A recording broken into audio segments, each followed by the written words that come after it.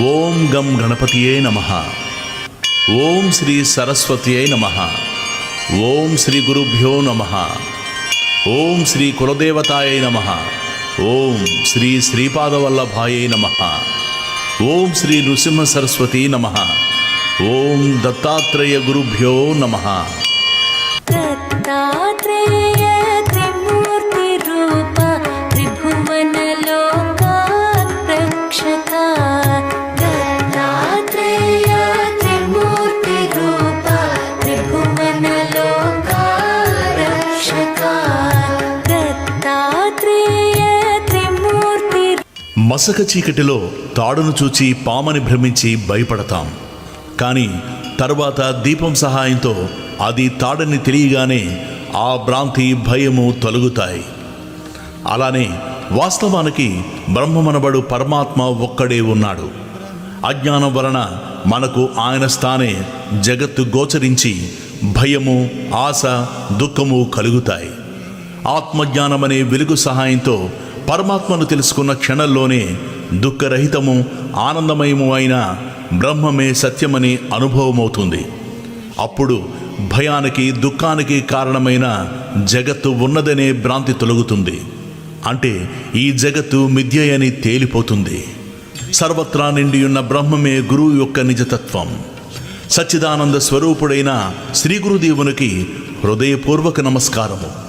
ఆ పరబ్రహ్మమే సత్యమైనది. అజ్ఞానం వలన దుఃఖంలో మగ్గుతున్న జీవులపై కరుణతో వాటికి ఆ దయానిధి తన నిజతత్వాన్ని బోధించడానికి అత్రి మహర్షి పుత్రుడే జన్మించి శ్రీ దత్తాత్రేయుడని పేరు పొందాడు. భక్తితో తనను ఆశ్రయించిన కార్తవీర్యార్జునుడు, యదువు మొదలైన వారిని ఈ సంసారమనే దుఃఖసాగరం నుండి ఉద్ధరించాడు. ఆయనయే మరలా శ్రీపాద వల్లభుడుగాను, తర్వాత శ్రీ నృసింహ సరస్వతి అనే పేరుతోనూ అవతరించి తన శిష్యులైన సిద్ధార్థుల్ని ఉద్ధరించాడు. పరమ గురువైన ఆ దత్తమూర్తి నేటికి కృష్ణ, భీమ సంగమ తీరంలోని గంధర్వపుర నివాసి అయి స్మరించిన వారికి ప్రసన్నుడవుతున్నాడు.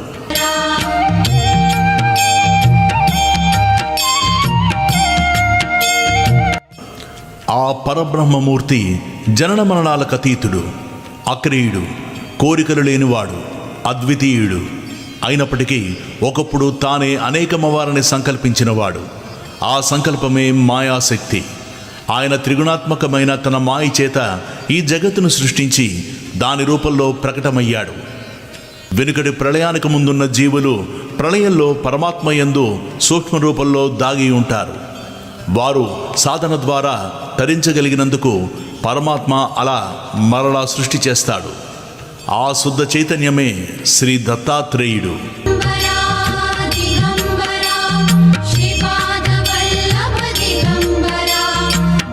సృష్టికర్త అయిన బ్రహ్మ నుండి స్థూలము, జడము అయిన స్తంభం వంటి వస్తువులు, సూక్ష్మము, సజీవములు అయిన మన దేహాలు, బుద్ధి, ఇంద్రియాలు మొదలుగా గల ఈ చరాచర జగత్తు ఏర్పడ్డాయి.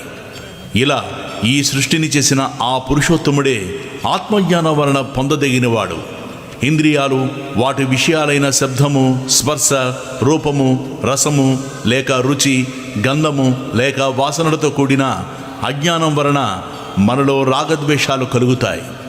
వాటిని ఎవరు దైవీ సంపత్తితో జయిస్తారో అట్టివారే అజ్ఞాన దుఃఖరూపమైన సంసారం నుండి ముక్తి పొందుతారు. హృదయ శుద్ధి, సుస్థిరమైన తత్వజ్ఞానము, యోగాభ్యాసము, దానము, ఇంద్రియ నిగ్రహము, యజ్ఞము, స్వాధ్యాయము, తపస్సు, ఆర్జనము, ధర్మనిష్ట, అహింస, సత్యము, క్రోధము లేకుండడం, త్యాగము, శాంతి, ఇతరుల దోషాలను ప్రకటించుకుండడం, ప్రాణుల యందు కనికరము, ఇంద్రియాల విషయాల పట్ల వికారం చెందకుండడం, మృదు స్వభావము, లజ్జ, దీని వలన అనుచిత కార్యక్రమాలను చేయకుండడం, చాపల్యం లేకుండడము, సహనము, ఓరిమి, చెక్కు చెదరని యుక్తాయుక్త బుద్ధి, బాహ్యమైన శుద్ధి, వంచన లేకుండడం, నిగర్వము, ఈ శుభ లక్షణాలను దైవీ సంపద అంటారని భగవద్గీత చెబుతున్నది. అటువంటి ముముక్షువుల కొరకై జనన మరణాలు లేని ఆ పరమేశ్వరుడు తన దివ్య మాయ చేత మానవ రూపంలో జన్మించాడు. ఇలా ప్రతి యుగంలోనూ అవతరించి ధర్మరక్షణము స్వధర్మ పాలనము చేసి తర్వాత తన అవతార శరీరాలు విడిచిపెడతాడు. ఇలా బ్రహ్మ దివసాన శ్వేతవరాహ కల్పంలో ఇప్పటికీ 28 యుగ చతుష్టయాలు గడిచాయి. అంటే 432 కోట్ల సంవత్సరాలు ఒక బ్రహ్మ దివనము. అది బ్రహ్మకు ఒక రోజు. దీనికి రెండింతలైన అహోరాత్రాల కాలం ఒక కల్పము. 3600 కల్పాలు బ్రహ్మదేవుని ఆయుర్దాయం. వీటిలో మొదటిది శ్వేతవరాహ కల్పం. మానవులలో కలి ప్రభావం వలన సత్యము, ధర్మము, సాటి జీవుల పట్ల ప్రేమ, దేవతల పట్ల భక్తి శ్రద్ధలు కొరవడ్డాయి. యజ్ఞ దాన తపస్సులు లోపించాయి. ఆ కారణంగా దేవతలు కూడా మానవుల పట్ల నిర్దయులయ్యారు. కనుక పరమాత్మ అయిన దత్తాత్రేయుడే ఈ సృష్టిని ఉద్ధరించడానికి స్వయంగా అవతరించాడు. కృష్ణ అమరజా నది సంగమ తీరంలో లోకపావనములైన దివ్యలీలలు చేస్తూ అక్కడే అదృశ్యంగా ఇప్పటికీ ఉన్నాడు. ఈయన మహత్యం చెప్పనలవిగానివి. పుట్టిన వెంటనే ఏడిచే బదులు ప్రణవముచ్చరించాడు.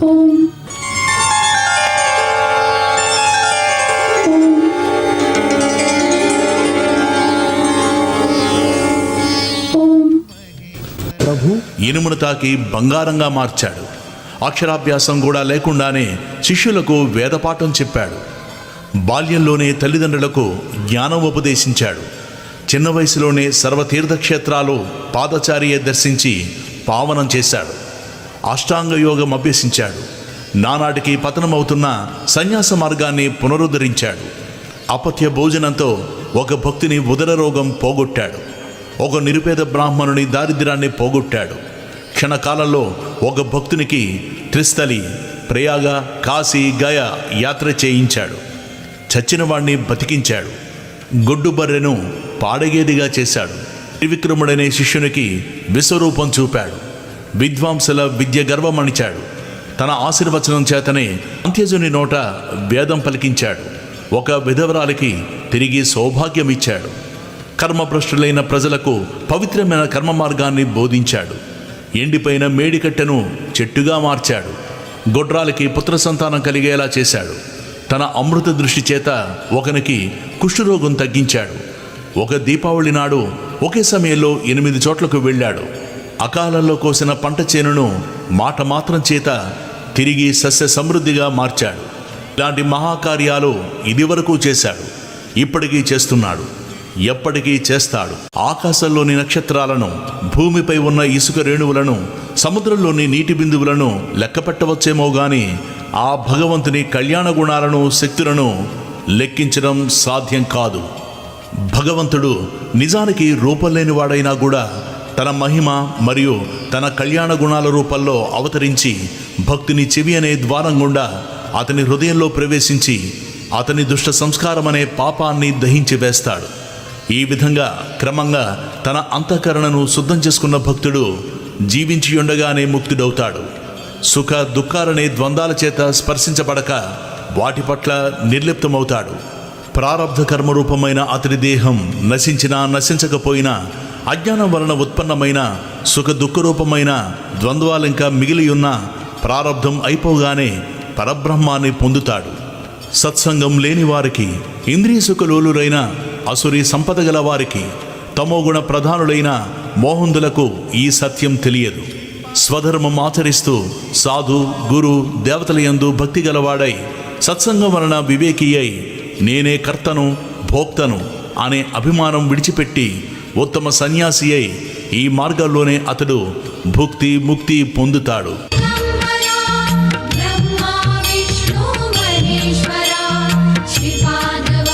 గంగాధర సరస్వతి స్వామి వ్రాసిన ఉపోద్ఘాతము. శ్రీగురుని అనుగ్రహానికి పాత్రుడై సాకరే అను పేర ప్రసిద్ధికెక్కిన సాయందేవుడను సద్బ్రాహ్మణుడు మా పూర్వీకుడు. ఆయనది ఆపస్తంభ శాఖ, కౌండిన్యస గోత్రము. వారి కుమారుడు దేవరావు. ఆయన కుమారుడు గంగాధరుడే మా తండ్రి గారు. ఆయన శ్రీగురునికి భక్తుడు. మా తల్లి యొక్క తండ్రి గారిది అశ్వలాయన శాఖ, కాశ్యపస గోత్రం. ఆయన జన్మతః భగీరథ మహర్షుల వంటివాడు. మా తల్లి చంపాదేవి పార్వతీదేవిని పోరిన పతివ్రత. ఈ రచనకు ముందు నా తల్లిదండ్రుల పాదాలకు నమస్కరించి సద్గురువును స్మరించడం వలన నా బుద్ధి ప్రకాశితమవుతున్నది. ఆ గంగాధరుని కుమారుడనైన నా పేరు సరస్వతి. వేదాధ్యయన పరుడు, సన్యాసులు, యతులు, యోగీశ్వరుడు, తపస్సులు, సద్గురు భక్తులైన ఓ సుజనులారా, మీకు నా నమస్కారములు. నేను మీ పాదధూళి వంటి వాడను. రచనా సామర్థ్యం లేని నేను కేవలం వంశపారంపర్యంగా శ్రీ దత్తానుగ్రహం ఉండడం వల్లను, శ్రీగురుని ప్రేరణ వల్లను మాత్రమే ఈ రచనను వినిపించగలుగుతున్నాను. అమృత కుంభం వంటి శ్రీగురు చరిత్ర నీకు ప్రసాదించబడినది. నీవి కథ చెప్పు. దానివలన నీకు, నీ వంశస్థులకు కూడా సర్వము సిద్ధిస్తాయి అని శ్రీగురుడు నన్ను ఆజ్ఞాపించాడు. భక్తులు స్మరించినంతనే ప్రసన్నులయ్యే శ్రీ నృసింహ సరస్వతి స్వామి ఆదేశం కామధేనువు వలె ఈ కార్యాన్ని నెరవేర్చగలదు. త్రిమూర్తి అయిన శ్రీ దత్తావతారమైన శ్రీగురుని చరిత్ర అపారము. దాన్ని సంపూర్ణంగా చెప్పడం ఎవరితరము కాదు. అయినా ప్రేరణతో వ్రాసిన ఈ గురుకథని పారాయణ, శ్రవణము చేసిన వారి వంశం పవిత్రమై రోగాలు, పీడలు లేకుండా కలకాలం సిరి సంపదలతో శోభిస్తుంటుంది. దీని సప్తాహ పారాయణం వలన వెంటనే కోరికలన్నీ ఫలిస్తాయి. ఇది నా స్వానుభవము. నేను అల్పుడనైనప్పటికీ శ్రీగురుని అనుగ్రహం వలన నా నోటి నుండి వెలువడే ఈ దత్తాత్రేయ కథ అల్పమైన తేనెటీగ నోటి నుంచి లభించే తేనెలాగా, విలువలేని ముత్యపు చెప్పు నుండి లభించిన విలువైన ముత్యంలాగా, కాకిరెట్ట నుండి మొలచిన దివ్యమైన అశ్వత్థ అంటే రావి వృక్షంలాగా అభిష్టాలు, జ్ఞానము కూడా ప్రసాదించగలదు. శ్రీపాద వల్లభ దిగంబరా. ముముక్షువులు పూర్ణసిద్ధుడైన గురువును ఆశ్రయించి తీరాలని ప్రపంచంలోని సర్వమత గ్రంథాలు, మహనీయులు చెబుతున్నారు. కానీ పూర్ణుడైన గురువు ఎలా దొరుకుతారు? ఆయనను గుర్తించడం ఎలా? అంతటి గురువు తారసిల్లినా మనలోని దోషాల వలన వారిని గుర్తించలేము. ఇనుప మొక్కుకున్న తుప్పును తొలగించేదాకా అయస్కాంతం వైపు ఆకర్షించబడదు గదా. స్వల్పంగా పాపం చేసిన వారికి జపధ్యానాలు, ప్రాయశ్చిత్తాలు ఉపయోగపడతాయి. కానీ అధికంగా పాపాలు చేసే సామాన్యులకు సద్గురువు సేవ ఒక్కటే ప్రాయశ్చిత్తమని శాస్త్రం. మొదట ముముక్షువు గురుచరిత్ర వంటి గ్రంథాలు పారాయణ లేక శ్రవణం చేస్తే హృదయం పరిశుద్ధమై ముముక్షత్వము, గురుభక్తి అంటే సద్గురు సమాగమం కోసం ఆకాంక్ష తీవ్రమవుతాయి. అప్పుడే దైవకృప చేత సద్గురు సమాగమం జరుగుతుంది. ఈ గ్రంథమహిమ వలన స్వప్నంలో తాను ఆశ్రయించవలసిన సద్గురువెవరో తనకు తెలియబడుతుంది. అంతవరకు శ్రీగురు చరిత్ర పారాయణ ఈ అధ్యాయంలో నామధారకుడు చేసినట్లు నిరంతర ప్రార్థనలు చేస్తూ ముముక్షువు వేచి ఉండాలి. అప్పుడు మాత్రమే ఎట్టి సంశయానికి తావు లేకుండా పరిపూర్ణుడైన సద్గురువుతో సమాగమం ప్రాప్తిస్తుందని ప్రథమ కర్తవ్యం బోధిస్తుంది ఈ అధ్యాయం. వల్లభ దిగంబరా.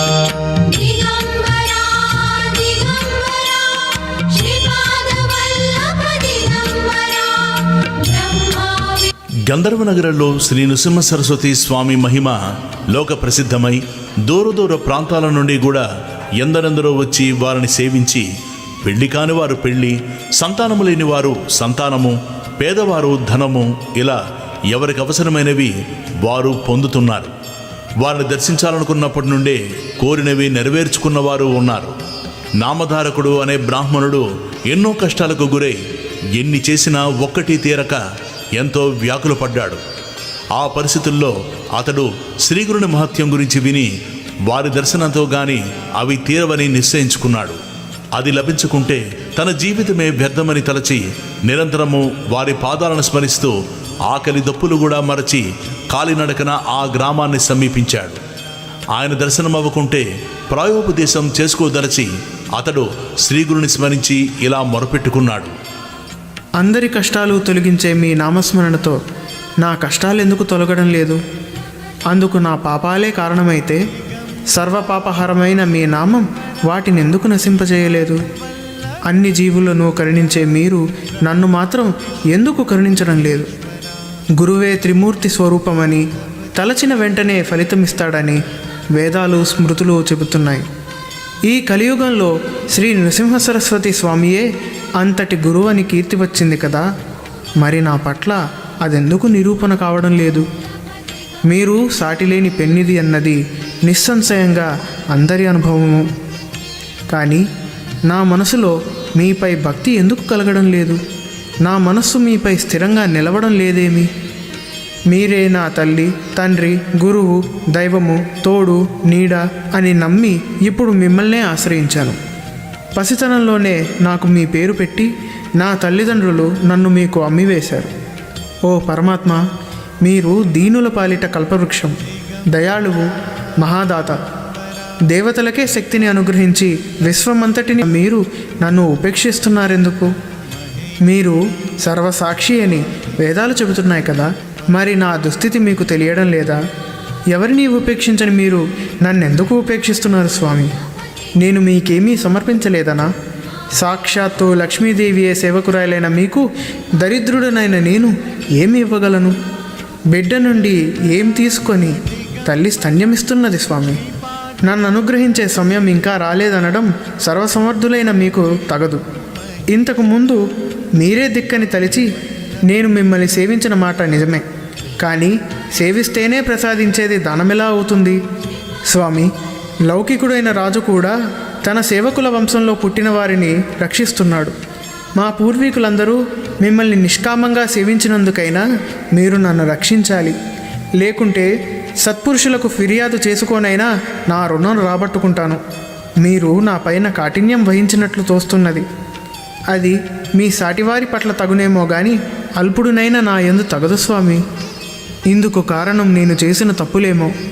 అజ్ఞానినైన నాకు దోషాలు చేయడం సహజమే. నా వంటి పాపి లేడు, కానీ మీ వంటి పాపహారకుడూ లేడు. కనుక నన్ను ఉద్ధరించు. ఒకవేళ నేను మీ గురించి ఆడిన నిష్ఠూరాలే మీ కాఠిన్యానికి కారణమా?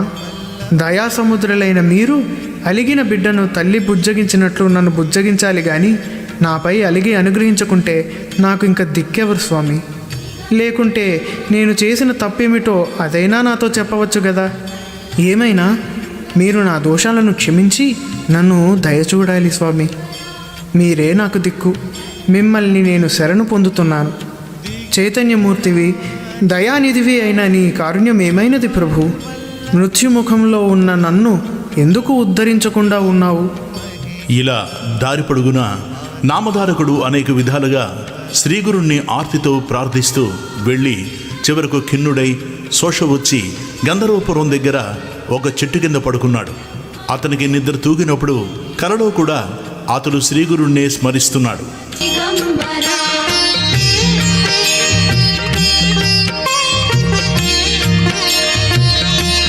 ఆవు తన నెడవాసి ఆర్తనాదం చేస్తున్న దూడ దగ్గరకు వాత్సల్యంతో పరుగున వచ్చినట్లు భక్తుల పాలట కామధేనువైన ఆ పరమేశ్వరుడు అవధూత వేషంలో నామధారకునికి స్వప్నంలో దర్శనమిచ్చాడు. ఆయన జడలు, విభూతి, పులిచర్మము ధరించి ఉన్నాడు. నామధారకుడు కలలోనే స్వామికి సాష్టాంగ నమస్కారం చేసి తన పొడవైన జుట్టుతో వారి పాదాలు తుడిచి వాటితో అభిషేకించి గంధములు అలంకరించి పూజించాడు. ఆ దర్శనంతో అతని హృదయం శాంతించి అతని మనస్సులో ఆ రూపం స్థిరంగా నిలిచింది. అప్పుడు ఆ యోగీశ్వరుడు అతనిని లేవనెత్తి ముఖాన విభూతి పెట్టి తలపై చేయి ఉంచి ఆశీర్వదించారు. ఆ వెంటనే అతనికి మెలకు వచ్చింది. అయినా తన తలపై ఆ అవధూత చెయ్యి పెట్టిన అనుభవము అలానే ఉన్నది. అతడు ఆశ్చర్యపోయి చుట్టూ చూశాడు. అక్కడ మరెవ్వరూ లేరు. అప్పుడు అతడు లేచి తనకు స్వప్న దర్శనమిచ్చిన ఆ గురుమూర్తిని స్మరిస్తూ ముందుకు సాగిపోయాడు. మా విష్ణు మహేశ్వరా శ్రీపాద వల్లభ దిగంబరా దిగంబరా దిగంబరా శ్రీపాద వల్లభ దిగంబరా. ఓం శ్రీ గణేశాయ నమః. శ్రీ సరస్వతీదేవియే నమః. శ్రీ గురుభ్యో నమః. గురుచరిత్ర పారాయణ వలన శుద్ధులైన ముముక్షువులకు ఒక వంక సద్గురు దర్శనాభిలాష, మరో వంక విషయాలపై నిరాపేక్ష తీవ్రమవుతాయి. అప్పుడు మొదట స్వప్నంలోనూ తర్వాత ప్రత్యక్షంగానూ గురుదర్శనము లభిస్తుంది. ఆ గురువు కూడా అనన్య గురుభక్తి చేత జీవన్ముక్తుడై ఉంటాడు. అట్టి సద్గురువు తారసిల్లినప్పుడు మన హృదయం ఆయనను నిస్సందేహంగా గుర్తిస్తుంది. వేరు నిదర్శనాలు అవసరం లేకనే కేవలం దర్శనం మాత్రం చేతనే శాంతి ఆనందాలు కలుగుతాయి. అటుపైన వారి పట్ల మనకు కలిగిన భావాన్ని నిశ్చలంగా నిలుపుకోవాలి. అందుకు కూడా వారి లీలలు, చరిత్ర పారాయణ, చింతనలే సాధనాలు. అంతటి పూర్ణగురుని తెలిపే అనన్య గురు భక్తుడు లభించడం కూడా మన జీవితకాలంలో ఉదయిస్తున్న గురుకృపకు చిహ్నమే. అంటే గురు చరిత్ర పారాయణ చేసే అవకాశం కూడా ఇట్టిదేనన్నమాట. సాక్షాత్ పరబ్రహ్మ తస్మై శ్రీ గురవే నమః. ఈ అధ్యాయంలోని గురుసేవ వృత్తాంతం కల్పితం కాదు. శ్రీ షిరిడి సాయినాథుని గురుసేవ అక్షరాల అలానే ఉండడం గమనార్హం. సద్గురు సేవ అనుగ్రహం వలన సత్యష్కుడు క్షణంలో వేదాంగ పారంగతుడవ్వచ్చని, అతనికి సకల సిద్ధులు ప్రాప్తిస్తాయని పతంజలి మొదలైన మహర్షులు వ్రాసిన యోగశాస్త్ర గ్రంథాలు, శ్రీ గురుగీత కూడా చెబుతున్నాయి. శ్రీ అక్కలకోట స్వామి, తాజుద్దీన్ బాబా మొదలైన వారి చరిత్రల్లో కూడా ఇందుకు ఎన్నో తార్కాణాలు చూడవచ్చు. కథారంభం.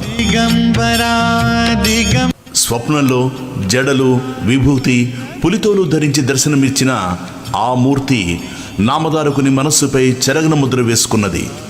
ఆయనను ప్రత్యక్షంగా దర్శించాలన్న ఆవేదన అతనిలో తీవ్రమైంది. అతడు కొద్ది దూరం వెళ్ళేసరికి ఒకచోట కృపాకరుడు, ద్వంద్వాతీతుడు అయిన ఒక యోగి పొంగవుడు కనిపించాడు. ఆయన పీతాంబరము, దానిపై పులిచర్మము, దేహమంతా విభూది, జడలు ధరించి ఉన్నాడు. ఆయన సాక్షాత్తు అతనికి స్వప్నంలో కనిపించిన యోగియే. ఆయన దర్శనంతో నామధారకుడికి రోమాంచితమై, కంఠం గద్గదమై, కన్నులు ఆనంద బాష్పాలతో నిండాయి. అతడు పారవస్యంతో నమస్కరించి, స్వామి, నేను శ్రీగురుని దర్శనం కోసం తప్పించి అది లభించకుంటే మరణించాలనుకున్నాను. కానీ స్వప్నంలో మీ దర్శనం అవగానే నా హృదయంలో సంతోషం ఉప్పొంగింది. కనుక నా దుఃఖం పోగొట్టగలవారు మీరేనని స్పష్టమైంది. స్వామి, నాకు తల్లి, తండ్రి, భయహారకుడు, పోషకుడు, ఆచార్యుడు అన్నీ మీరే. వేరు దిక్కు లేదు. నా అదృష్టం వలన మీ దర్శనమైంది. మానవులకు సిరి సంపదలు ఉన్నప్పుడు మాత్రమే బంధుమిత్రులు దగ్గరవుతారు. ఆపత్ సమయంలో అందరూ వదిలిపెడతారు. సజ్జనులు మాత్రమే అట్టి సమయంలో ఆదరిస్తారు. ఇంతటి కష్ట పరిస్థితిలో నాకు మీరు లభించారు. యోగీశ్వర, అజ్ఞానం అనే చీకటిని నశింపజేయగల జ్ఞానజ్యోతి స్వరూపులు మీరు. నా పేరు నామధారక శర్మ. తమ పేరేమి? ఎక్కడి నుండి వస్తున్నారు? ఎక్కడికి వెళ్తున్నారు అని అడిగాడు. ఆ యోగి ఇలా చెప్పారు, నాయనా, ఎవరి భక్తులు తప్పక భుక్తిని, ముక్తిని పొంది తీరతారో, ఎవరిని యోగులు కూడా ధ్యానిస్తారో అట్టి త్రిమూర్తి అవతారమైన శ్రీ నృసింహ సరస్వతి స్వామి శిష్యుణ్ణి నేను. ఆయనయే సద్గురువు. తనను ఆశ్రయించిన వారికి సకల సంపదలు, సౌఖ్యాలు అనుగ్రహిస్తారు. నన్ను సిద్ధుడంటారు. లోకానుగ్రహార్థం భూలోక, సురలోకాలలో తీర్థయాత్రలు చేస్తుంటాను. అప్పుడు నామధారకుడు, స్వామి, శ్రీ నృసింహ సరస్వతి స్వామి మహిమ గురించి ఎందరో చెప్పగా విన్నాను. మా వంశీయులందరూ ఆయన భక్తులే. అందువలన నాకు ఆయనందు భక్తి కలిగింది. నేను ఎల్లప్పుడూ ఆయననే స్మరిస్తున్నాను. కానీ నేనెంత కష్టాల్లో ఉన్నా, నేనెంతగా ఆయనను ప్రార్థించినా నన్ను ఆయన అనుగ్రహించలేదేమి? ఆయన నాపై ఆగ్రహించారెందుకు అని అడిగాడు నామధారకుడు. సిద్ధయోగి వాత్సల్యంతో ఇలా అన్నారు, విప్రుడా, నేను చెప్పేది శ్రద్ధగా విను. ఎప్పుడూ గుర్తుంచుకో, భక్తవత్సలుడైన సద్గురువు తన కృపను అన్ని జీవులపైన ఎల్లప్పుడూ వర్షిస్తూనే ఉంటాడు. అందులో ఎట్టి లోపమూ ఉండదు. ఆయన కృపకు పాత్రులైన వారికేగాక వారి వంశంలో కూడా ఎవరికీ ఎట్టి దైన్యము కలగదు. ఆయనను సేవించినా నీ దైన్యం పోలేదంటే ఎంతో ఆశ్చర్యంగా ఉన్నది. నీవు మనసులో ఆయన్ను సంశయించి ఉండాలి. అందువలననే నీకన్ని కష్టాలొచ్చాయి. త్రికరణ శుద్ధిగా ఆయననే నమ్మి సేవించే వారికి ఎట్టి కొరవా ఉండజాలదు. నీ గురుభక్తి ఇంకా దృఢం కాలేదు. శ్రద్ధ లేనివాడు, సంశయాత్మకుడు ఎవరి చేత ఎన్నడూ అంగీకరించబడడు. శ్రీగురుడు త్రిమూర్తి స్వరూపము. బ్రహ్మ విష్ణు రుద్రులు తమ భక్తునిపై కోపించిన సద్గురువు తన భక్తుని సునాయాసంగా రక్షించగలడు. కానీ ఆ సద్గురువే కోపిస్తే వారిని రక్షించగల వారెవ్వరూ లేరు. అయినా ఆయన ఎన్నడూ ఎవరిపైనా కోపించరు. అలాంటి శ్రీగురుణ్ణి శంకించేవాణ్ణి అనుగ్రహించగల వారెవరు? అప్పుడు నామధారకుడు, స్వామి, సద్గురువు త్రిమూర్తి స్వరూపము ఎలా అయ్యారు అని అడిగాడు. అప్పుడు సిద్ధుడు, మొదట పరమాత్మ ఒక్కడే ఉన్నాడు. ఆయన ఒకప్పుడు నేను అనేకమౌదునుగాక అని సంకల్పించి ఈ చరాచర విశ్వమయ్యాడు. అందులోని జీవులను ఉద్ధరించడానికి తిరిగి ఆయనయే సద్గురువుగా అవతరిస్తుంటాడు. అందువలన సద్గురువును తప్పక ఆశ్రయించాలి. శిష్యునికి తత్వజ్ఞానం కలిగించడం వలన, అజ్ఞానం నుంచి రక్షించడం వలన, జన్మ పరంపరలను నశింపజేయడం వలన గురువు సృష్టి స్థితి లయలకు కారణమైన త్రిమూర్తుల స్వరూపమయ్యారు అని సిద్ధుడు చెప్పాడు. అంతటా నామధారకుడు, స్వామి, దేవతలు కోపించిన సద్గురు రక్షించగలరింటిరే, అదెలా సంభవము? అందుకు తార్కాణమేమి స్వామి? నా సందేహం తీర్చి నా మనస్సుకు స్థిరం ప్రసాదించండి స్వామి అని వేడుకున్నాడు నామధారకుడు. సిద్ధుడు అతని జిజ్ఞాసకు సంతోషించి ఇలా చెప్పాడు. నీవు బుద్ధిమంతుడవు, మంచి ప్రశ్న వేశావు. మొదట ఒక్కడుగానున్న పరమాత్మ తాను అనేకమవ్వాలని సంకల్పించాడు. ఆ సంకల్పమే ఈ జగత్తును సృష్టించిన మాయాశక్తి. మొదట ఆ నారాయణుని నాభి నుండి ఒక కమలము, దాని నుంచి బ్రహ్మ పుట్టారు. అతడు శ్రీ మహావిష్ణువు యొక్క ఆజ్ఞను అనుసరించి ఆయన నుండి వెలువడిన వేదాలలో వివరించబడిన రీతిన విశ్వమంతటిని సృష్టించాడు. మొదట ఆయన బ్రహ్మనిష్ఠులైన సనక, సనందన, సనత్కుమార, సనత్సు జాతులను, తర్వాత ప్రజాపతులైన మరీచి, అత్రి, అంగిరస, పులహ, పులస్త్య, క్రతు, వశిష్ఠులను సృష్టించాడు. తర్వాత ముల్లోకాలను, దేవతలను, నానా విధములైన జీవరాశిని, మానవులను సృష్టించాడు. వారి వారి పూర్వజన్మ సంస్కారములను అనుసరించి ఉత్తమమైన వర్ణాశ్రమ ధర్మాలను ఏర్పరిచాడు. అలాగే 4 యుగాలను సృష్టించి క్రమపద్ధతిన వాటిని భూమిపై ప్రవర్తింపజేశాడు.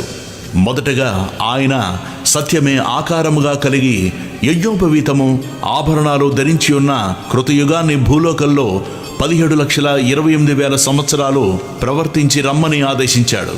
జ్ఞాన వైరాగ్యాలు ఈ కృతయుగ లక్షణాలు. అది పూర్తయ్యాక ఆయన దృఢమైన శరీరం కలిగి ఉండి చేతిలో యజ్ఞ సామాగ్రి ధరించిన త్రేతాయుగాన్ని పిలిచి భూమిపై 12,96,000 సంవత్సరాలు తన ధర్మాన్ని ప్రవర్తింపజేయమని ఆదేశించాడు. అందుకే ఆ యుగంలో అందరూ ధర్మశాస్త్రమెరిగి యజ్ఞయాగాదులను అనుష్ఠించారు. అటు తర్వాత బ్రహ్మ ఖడ్గము, మంచముకోడు, ధనుర్బాణాలు ధరించిన ద్వాపర యుగాన్ని పిలిచి భూమిపై 8,64,000 సంవత్సరాలు తన ధర్మాన్ని ప్రవర్తింపజేయమని ఆదేశించాడు. అందుకే ఆ యుగంలో శాంతి, ఉగ్రత్వము, దయ, కాఠిన్యము మొదలగునవి పరస్పర విరుద్ధములైన గుణాలతో మానవులు జీవించారు. అటు తర్వాత బ్రహ్మదేవుడు కలిపురుషుని పిలిచాడు. ఈ కలిపురుషుడు మలినుడు. తగువులంటే అతనికి ఎంతో ఇష్టం. కలి అంటేనే తగువు అని అర్థం. అతడు క్రూరుడు, వైరాగ్యమే లేనివాడు, పవిత్రత అంటేనే గిట్టనివాడు. అతడు తన ఎడమ చేతితో తన మర్మవ్యావాన్ని, కుడి చేతితో నాలుకను పట్టుకుని ఆనందంతో గంతులేస్తూ వచ్చాడు.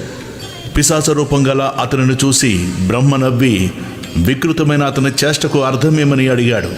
కలిపురుషుడు, నేను మానవులందరినీ కాముకులుగాను, జిహ్వ చాపల్యం గలవారుగాను చేసి వారు ఉత్తమగతి పొందకుండా చూస్తానని ప్రతిజ్ఞ పూనాను. అదే నా చేష్టకు అర్థం అన్నాడు. అప్పుడు బ్రహ్మ అతనిని భూలోకానికి వెళ్ళి అక్కడ 4,32,000 సంవత్సరాలు అతని ధర్మాన్ని ప్రవర్తింపజేయమని ఆదేశించాడు.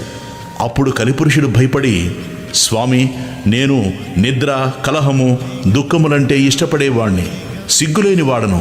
ఇతరుల వస్తువులను, స్త్రీలను అపహరించేవారు, దంభము, మాత్సర్యము గలవారు, కొంగజపం చేసే దొంగ సన్యాసులు, నమ్మిన వారిని ద్రోహం చేసేవారు, ధర్మాచరణకు అవసరమైన పదార్థాలను నాశనం చేసేవారు, స్త్రీపుత్ర ధన వ్యామోహాలలో చిక్కినవారు, వేద శాస్త్రాలను నిందించేవారు, శివకేశవులు వేరని తలచి వారిని దూషించేవారు నాకెంతో ఇష్టలు.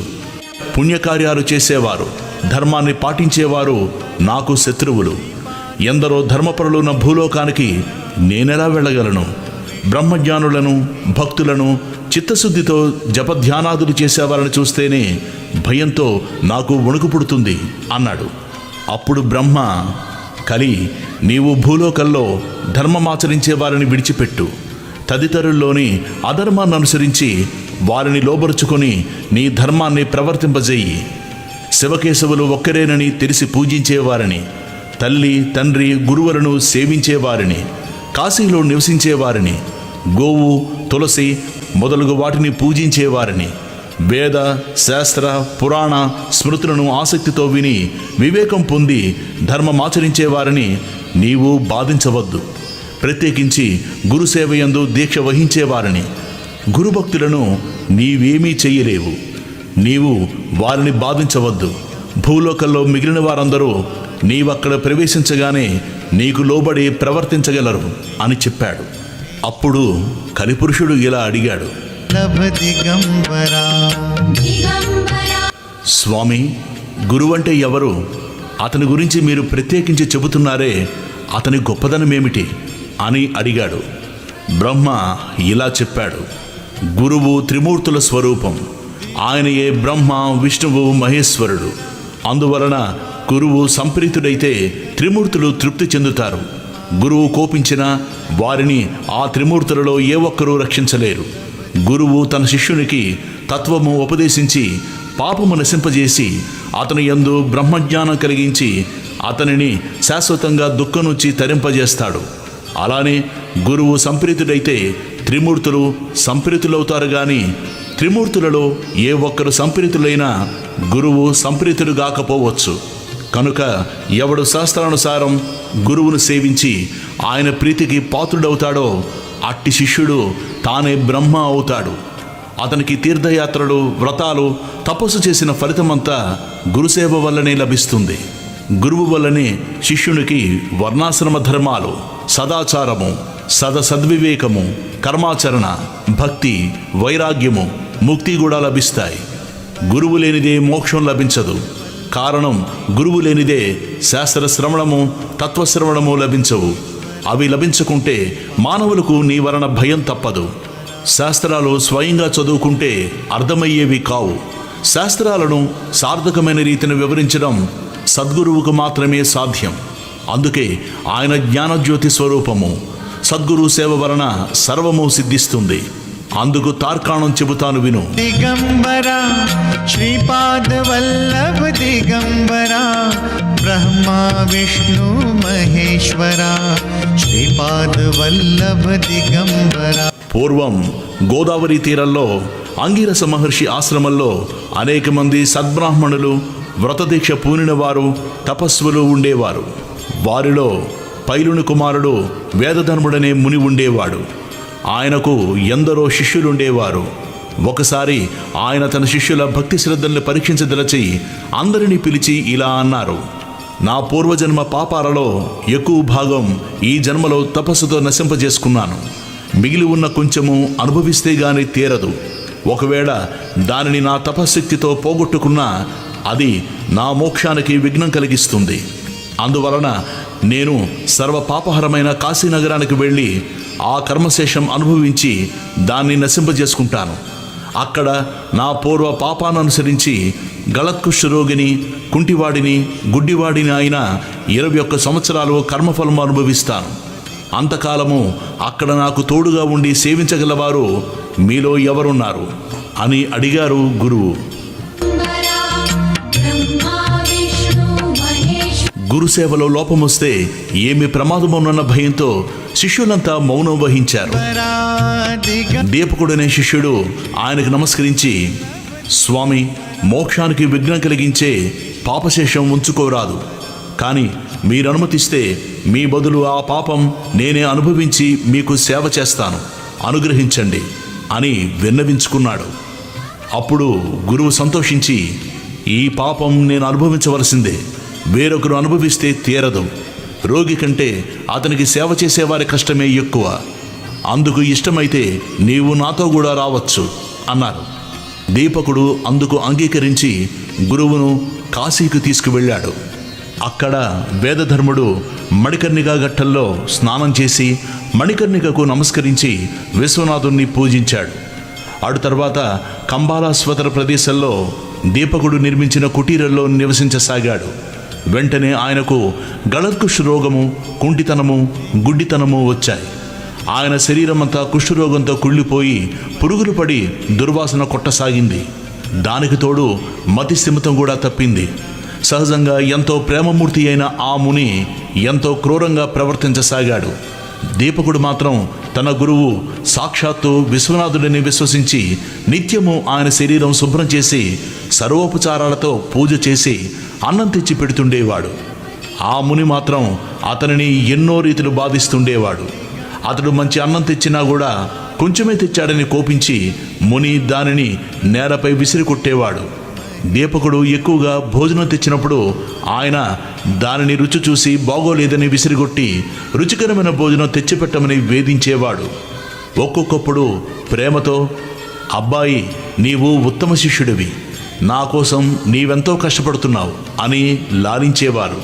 కానీ మరుక్షణమే కోపించి, దుర్మార్గుడా, నీవు నన్నెంతో పీడిస్తున్నావు, నీవు వెళ్ళిపో, నా శరీరంలో దుర్వాసన పోయేలా కడగడం లేదు, అందువలన ఈగలు నన్ను కుడుతున్నాయి, తోలకుండా చూస్తావేమి అని కసురుతారు. దీపకుడు ఆ పని చేయబోతే ఆయన, దుష్టుడా, ఆకలితో నా ప్రాణం పోతున్నది, ఇంకా భిక్షకు పోయి అన్నం తీసుకురాలేదేమి అని తిట్టేవాడు, కొట్టేవారు. దీపకుడు మాత్రం కొంచెం కూడా చెలించలేదు. పాపము ఎక్కువగా ఉన్నవారికి కష్టాలతో పాటు దుష్టత్వం కూడా కలుగుతుందని తెలుసుకుని దీపకుడు గురువును భక్తితో సేవిస్తున్నాడు. గురువే సకల దేవతా స్వరూపమని నమ్మిన అతడు కాశీక్షేత్రయాత్ర కూడా చేయక, అతడి దేవతల్ని కూడా దర్శించక గురుసేవలోనే లీనమయ్యాడు. శ్రీపాదవల్లభ దిగంబరా బ్రహ్మా విష్ణు మహేశ్వరా. అతడు ఎవరితోనూ మాట్లాడేవాడు కాడు.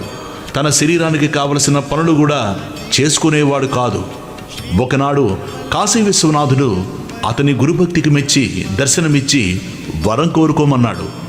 అతడు తన గురుదేవుని అనుజ్ఞ లేకుండా ఎట్టి వరము కోరలేనన్నాడు. తన గురువు వద్దకు వెళ్ళి వారి వ్యాధి తగ్గేలా తాను వరం కోరడం ఆయనకు ఇష్టమేనా అని వేదధర్ముడించాడు. అప్పుడు ఆయన, ఏమిరా, నా సేవ చేయడం నీకంత కష్టంగా ఉందా? నా కోసం నీ వెట్టి వరము కోరనక్కర్లేదు. వరం వలన ఈ రోగం పోగొట్టుకుంటే దానిని మరొక జన్మలో అనుభవించవలసి వస్తుందని శాస్త్రం చెబుతోంది. కనుక నేను ఈ జన్మలోనే ఈ పాపం అనుభవించి నా మోక్షానికి ఆటంకం తొలగించుకుంటాను అని చెప్పారు. కాశీ విశ్వనాథుడు దీపకుని ద్వారా ఆ విషయం తెలుసుకుని నిర్వాణ మండపానికి వచ్చి దేవతలందరి సమక్షంలో ఆశ్చర్యంతో ఆ విషయం విష్ణుమూర్తితో చెప్పాడు. విష్ణుమూర్తి ఆనందించి ఆ గురు శిష్యులను చూడడానికి వెళ్ళాడు. ఆయనను చూడగానే దీపకుడు నమస్కరించి, స్వామి, వరాలు కోరి మీకోసం తపస్సు చేస్తున్న వారిని ఉపేక్షించి మిమ్మల్ని ఎన్నడూ సేవించని నాకు దర్శనమిచ్చావేమి అని అడిగాడు. విష్ణుమూర్తి, నాయనా, గురువును భక్తితో సేవిస్తే నన్ను సేవించినట్లే. అట్టి శిష్యోత్తమునకు నేను అధీనుడను. తల్లిదండ్రులను, విద్వాంసులను, విప్రులను, తపస్సులను, యతులను పూజించేవారు పతియే దైవమని విశ్వసించి అతనిని సేవించే పతివ్రతలు కూడా నన్ను సేవించిన వారే అవుతారు అని చెప్పి వరం కోరుకోమన్నాడు. దీపకుడు ఆయనకు నమస్కరించి, గురువే సకల దేవతా స్వరూపమని, సకల తీర్థస్వరూపి అని వేదాలు శాస్త్రాలు చెబుతున్నాయి. మీరిచ్చే వరం గురువు ఇవ్వగలడు గదా అన్నాడు. శ్రీమన్నారాయణుడు, సంతోషం కోసం వరం కోరుకో, నేను అది ప్రసాదించి ఎల్లప్పుడూ నీ అధీనంలో ఉంటాను అన్నాడు. దీపకుడు, స్వామి, అయితే నా గురుభక్తి నిరంతరము వృద్ధి చెందేలా అనుగ్రహించాడు. విష్ణువు సంతోషించి, నీవు గురుసేవ వలన తరించావు, నీవి లోకంలోనే బ్రహ్మానందం పొందగలవు. నీవెల్లప్పుడూ నీ గురుదేవుణ్ణి ఇలానే సేవిస్తుండు. వేదము, వేదాంగాలు, వేదాంత వాక్యాల అర్థం తెలుసుకుని గురువే పరమార్థమని, పరబ్రహ్మమని తెలుసుకుని గురువును ఎవరైతే సేవిస్తారో వారికి దేవతలందరూ వశమవుతారు. నిరంతరము సద్గురువును సేవించేవారు కూడా లోకపూజ్యులే. త్రిమూర్తులమైన మా అనుగ్రహం వల్లనే మానవులకు సద్గురువు లభిస్తారు అని చెప్పి విష్ణువు అంతర్ధానమయ్యాడు. తర్వాత దీపకుడి సంగతి చెప్పకముందే వేదధర్ముడు జరిగిందంతా చెప్పి దీపకుని గురుభక్తికి మెచ్చి, చిరంజీవి, నీవు కాశీలోనే నివసించు. అష్టసిద్ధులు నవనిధులు నిన్ను సేవిస్తుంటాయి. నిన్ను స్మరించిన వారి కష్టాలు కూడా నశిస్తాయి అని ఆశీర్వదించి వెంటనే ఆరోగ్యవంతుడయ్యాడు. కాశీక్షేత్ర ప్రభావము తెలపడానికి, శిష్యుణ్ణి పరీక్షించడానికి, సర్వధర్మాన్ని బోధించడానికి వేదధర్ముడు కుష్ఠరోగి వలె కనిపించాడే గాని నిజానికి ఆయనకు పాపమెక్కడిది. ఆయన తన శిష్యులను ఉద్ధరించడంలో అమిత కుశలుడు, లోకప్రియుడు, జీవన్ముక్తుడు, ఆదర్శప్రాయుడైన ముముక్షువు తన ప్రారబ్ధాన్ని సంతోషంగా ఎలా అనుభవించాలో సాధకులకు తెలపడానికి, శిష్యుని భక్తిని, నిష్ఠ ఓర్మిలను, విశ్వాసాన్ని పరీక్షించడానికి మాత్రమే కుష్ఠరోగగ్రస్తుడయ్యాడు. ఇటువంటి గురుసేవా వృత్తాంతాలు అనేకమున్నాయి. ఇవి చెప్పేవారి దోషాలను, వినేవారి పాపాలను కూడా పోగొడతాయి. ఓ కలిపురుష, కలియుగం ఆరంభమవుతున్నది కనుక నీవు భూలోకానికి వెళ్ళు. కానీ సద్గురు భక్తుణ్ణి నీవు కంటితోనైనా చూడవద్దు సుమా అని బ్రహ్మదేవుడు ఆదేశించాడు. అది విని కలిపురుషుడు ఆయనకు నమస్కరించి భూలోకానికి వెళ్ళాడు. గురువు యొక్క మహిమ ఇంతటిదని చెప్పడానికి వీలవుతుందా? నామధారక, ఎవరు సాత్వికమైన ఓర్మిని పొంది దృఢభక్తితో దైవాన్ని, భక్తితో సద్గురుని భజిస్తారో వారు తప్పక కృతకృత్యులవుతారు. కాబట్టి నీవు పరమశ్రేయస్సు కోరితే నిస్సంశయంగా శ్రద్ధాన్వితుడివై నరదేహంతో అవతరించిన శ్రీగురుని సేవించు అని సిద్ధుడు చెప్పాడు. గురుర్బ్రహ్మా గురుర్విష్ణు ఓం శ్రీ దత్తాయ గురువే నమః. శ్రీ శ్రీపాద శ్రీవల్లభాయ నమః. శ్రీ నృసింహ సరస్వత్యై నమః. సాక్షాత్ 2వ అధ్యాయం సంపూర్ణం. తస్మై శ్రీ గురవే నమః. ఓం శ్రీ గణేశాయ నమః. ఓం శ్రీ సరస్వతీదేవియే నమః. ఓం శ్రీ గురుభ్యో నమః. శ్రీ గురు చరిత్ర అధ్యాయం 3. అందరికీ నామధారకుని వలె గురుమహిమను గురించి తెలుసుకోవాలన్న జిజ్ఞాస అంతకంతకు అధికమైతే అప్పుడు ఆ సద్గురు కృప కలుగుతున్నట్లు అర్థం. ఇదే నిజమైన భక్తికి చిహ్నం. ఇక్కడ 3-4 అధ్యాయాలు ఈ విషయాన్నే వివరిస్తాయి. గురుదేవో మహేశ్వరః. సృష్టి వికాసం కోసం అవతరించిన వారు అత్రి మహర్షి. ఆ కార్యాన్ని నెరవేర్చడానికి తనను తాను దత్తం చేసుకున్న పరమేశ్వరుడే దత్తాత్రేయుడు. అందుకు దోహదకారి అయిన దూర్వాస శాపాన్ని కూడా స్వీకరించాడు. ఆయన త్రిమూర్తాత్మకుడైనందువలన గురుధ్యాన శ్లోకం ఆయనకు సంపూర్ణంగా వర్తిస్తుంది. సిద్ధపురుషులందరి రూపంలో మానవాళిని సదా అనుగ్రహించేది ఆయనే. అంటే భగవంతుడే మానవాళికి గురువుగా అవతరించిన దత్తాత్రేయుడు అన్నమాట. అందుకే దత్తావతారాలైన శ్రీపాద వల్లభుడు, నృసింహ సరస్వతి, మాణిక్య ప్రభువు, అక్కలకోట స్వామి, షిరిడి సాయిబాబా వంటి సద్గురువులకు స్కాంద పురాణాంతర్గతమైన గురుగీతలోని గురుస్తుతి శ్లోకాలు యథాతథంగా సరిపోతాయి.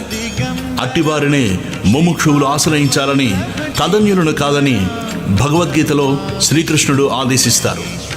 ముముక్షువు ఇటువంటి దత్తావతారాల చరిత్రల్ని, బోధనల్ని శ్రద్ధగా పారాయణ, శ్రవణాదులు చేసి శ్రీ దత్తానుగ్రహానికి పాత్రుడవ్వాలి. అప్పుడే తగు రీతిన గురువానుగ్రహం ప్రాప్తిస్తుంది. అందుకే సాయినాథుడు తన భక్తుడైన కుసాబావు చేత శ్రీ గురు చరిత్ర 108 సార్లు పారాయణ చేయించారు. ఆ తర్వాతనే అతడు పూర్ణ దత్తావతారమైన సాయినాథుని అనుగ్రహానికి పాత్రుడు కాగలిగాడు. కథారంభం. నామధారకుడు నమస్కరించి, ఓ సిద్ధముని, మీరు నా సందేహాలన్నీ తొలగించారు. నాకు గురువు యొక్క యథార్థతత్వం తెలిసింది. మీకు జయము. ఇంతకు మీ నివాసం ఎక్కడా? మీకు భోజనం ఎలా లభిస్తున్నది స్వామి అని నామధారకుడు అడిగాడు. సిద్ధయోగి అతన్ని కౌగిలించుకొని ఆశీర్వదించి నవ్వుతూ, నేను ఎప్పుడూ శ్రీగురుని చెంతనే ఉంటాను. శ్రీగురు స్మరణమే నాకు ఆహారం. వారి మహిమయే నాకు అమృతతుల్యమైన పానీయము. ఈ శ్రీగురు చరిత్ర గ్రంథము శ్రవణం చేస్తుంటే భుక్తి ముక్తి శీఘ్రంగా లభిస్తాయి. పరిశుద్ధులై దీనిని 7 రోజులలో పారాయణ లేక శ్రవణము చేసిన వారి పాపాలు నశించి సంతానము, ధనధాన్యాలు, దీర్ఘాయువు, జ్ఞానము ఎవరు కోరినది వారికి లభిస్తుంది, నిష్కాములకు విముక్తినిస్తుంది అని చెప్పి తన వద్దనున్న గ్రంథం చూపారు. నామధారకుడు ఎంతో ఆసక్తితో ఆయన పాదాలకు నమస్కరించి, స్వామి, మీరు ఈ గ్రంథం సంగతి చెబుతుంటే నాకు ఎంతో దూరం నడిచి దప్పికగొన్న వాడికి సాక్షాత్తు అమృతమే పోసినట్లున్నది స్వామి. ఇది వినడం వలన నా అజ్ఞానం ఇంక తొలగిపోగలదు. దీనిని శ్రవణం చేయాలనిపిస్తున్నది. నా సందేహాలు తొలగించి నాకింత మేలు చేస్తున్న మీరే నా గురుదేవులు. నన్ను అనుగ్రహించండి స్వామి అని వేడుకున్నాడు నామధారకుడు. సిద్ధముని సంతోషించి అభయమిచ్చి అతనిని చెయ్యి పట్టుకొని వెనుక శ్రీగురుడు పావనం చేసిన రావి వృక్షం దగ్గరకు తీసుకుపోయాడు. నామధారకుణ్ణి దాని క్రింద తమ దగ్గరగా కూర్చోబెట్టుకుని ఇలా చెప్పారు: నాయనా, అజ్ఞానం వలన నీకు శ్రీగురుని యందు దృఢమైన భక్తి కుదరలేదు. ఆయనను సందేహించడం వలననే నీకిన్ని కష్టాలొచ్చాయి. సదాచార సంపన్నుడైన గురువును సంపూర్ణమైన భక్తితో విశ్వసించి సేవించగల వారికే వారి నిజతత్వం అర్థమవుతుంది. అట్టివారికే కష్టాలు తొలగి అభిష్టాలు నెరవేరుతాయి. నిజానికి సద్గురువు తన పర భేదం లేకుండా అందరిపైన అపారమైన దయ కురిపిస్తుంటాడు. నీరు ఎత్తైన ప్రాంతాల్లో నిలువవు అన్నట్లు దాంభికులకు ఆయన కృప లభించదు. గురువుకు సాటి అయినదేదీ లేదు. కల్పవృక్షము, చింతామణి కోరినవి మాత్రమే ప్రసాదించగలవు. కానీ గురువు మనం కోరని దాన్ని కూడా ప్రసాదిస్తారు. ఆయన స్పర్శదీక్షతోనే మనకు ప్రపంచమంతా బ్రహ్మమయముగా దర్శింపజేస్తారు. ఆయననే శంకించే వారికి ఆయనేమి చేయగలడు? తనను సంపూర్ణ విశ్వాసంతో సేవించేవారి వెంటనంటి కాపాడడమే ఆయన ధర్మం. కానీ పామరులు కష్టమొచ్చినప్పుడు ఎవరో చెప్పగా ఆయనను సేవిస్తారు. కానీ శ్రద్ధ విశ్వాసాలతో సరైన పద్ధతిలో సేవించరు. కనుకనే కొందరి అభిష్టాలు నెరవేరవు. అప్పుడు వారు తమకు గురువేమీ చేయలేదని ఆయన్ను నిందిస్తారు అని సిద్ధముని వివరించారు. నామధారకుడు ఆయనకు నమస్కరించి, స్వామి, శ్రీగురుని లీలలు వినిపించి నన్ను కృతార్థుని చేయండి. శ్రీగురుడు త్రిమూర్త్యాత్మకమైన భగవంతుడు అంటారు కదా, ఆయన మొదట అలా ఎందుకు అవతరించారో సెలవీయండి స్వామి అని వేడుకున్నాడు నామధారకుడు. సిద్ధముని సంతోషించి, శ్రీగురుని పట్ల నీకిట్టి శ్రద్ధ కలగడం ఎంతో శుభసూచకం. ఇంతవరకు శ్రీగురుని లీలల గురించి ఇంత ప్రీతితో ఎవ్వరూ నన్ను అడగలేదు. ముముక్షువులకు మాత్రమే ఇట్టి అభిరుచి కలుగుతుంది. నీకు తప్పక పురుషార్థాలు ప్రాప్తిస్తాయి. నీ శ్రద్ధ నాకెంతో ఆనందాన్ని కలిగిస్తున్నది. నీవడిగినది చెబుతాను, శ్రద్ధగా విను. జగత్తుకు మూల కారణమైన భగవంతుడు మొదట అనేకమ వారిని సంకల్పించినప్పుడు ఆయన శక్తి త్రిగుణాత్మకంగా మారి బ్రహ్మ, విష్ణు, మహేశ్వరుల రూపం ధరించింది. వాటిలో రజోగుణము ప్రకోపించినప్పుడు సృష్టికర్త అయిన బ్రహ్మరూపంలో ఆ శక్తి సర్వాన్ని సృష్టించింది. సత్వగుణము బలీయమై విష్ణు రూపంలో సర్వాన్ని పాలిస్తుంది. తమోగుణం బలీయమైనప్పుడు అదే మహేశ్వరుడై సర్వాన్ని సంహరిస్తుంది. అంతేగాని నిజానికి ఆ ముగ్గురికి భేదమే లేదు.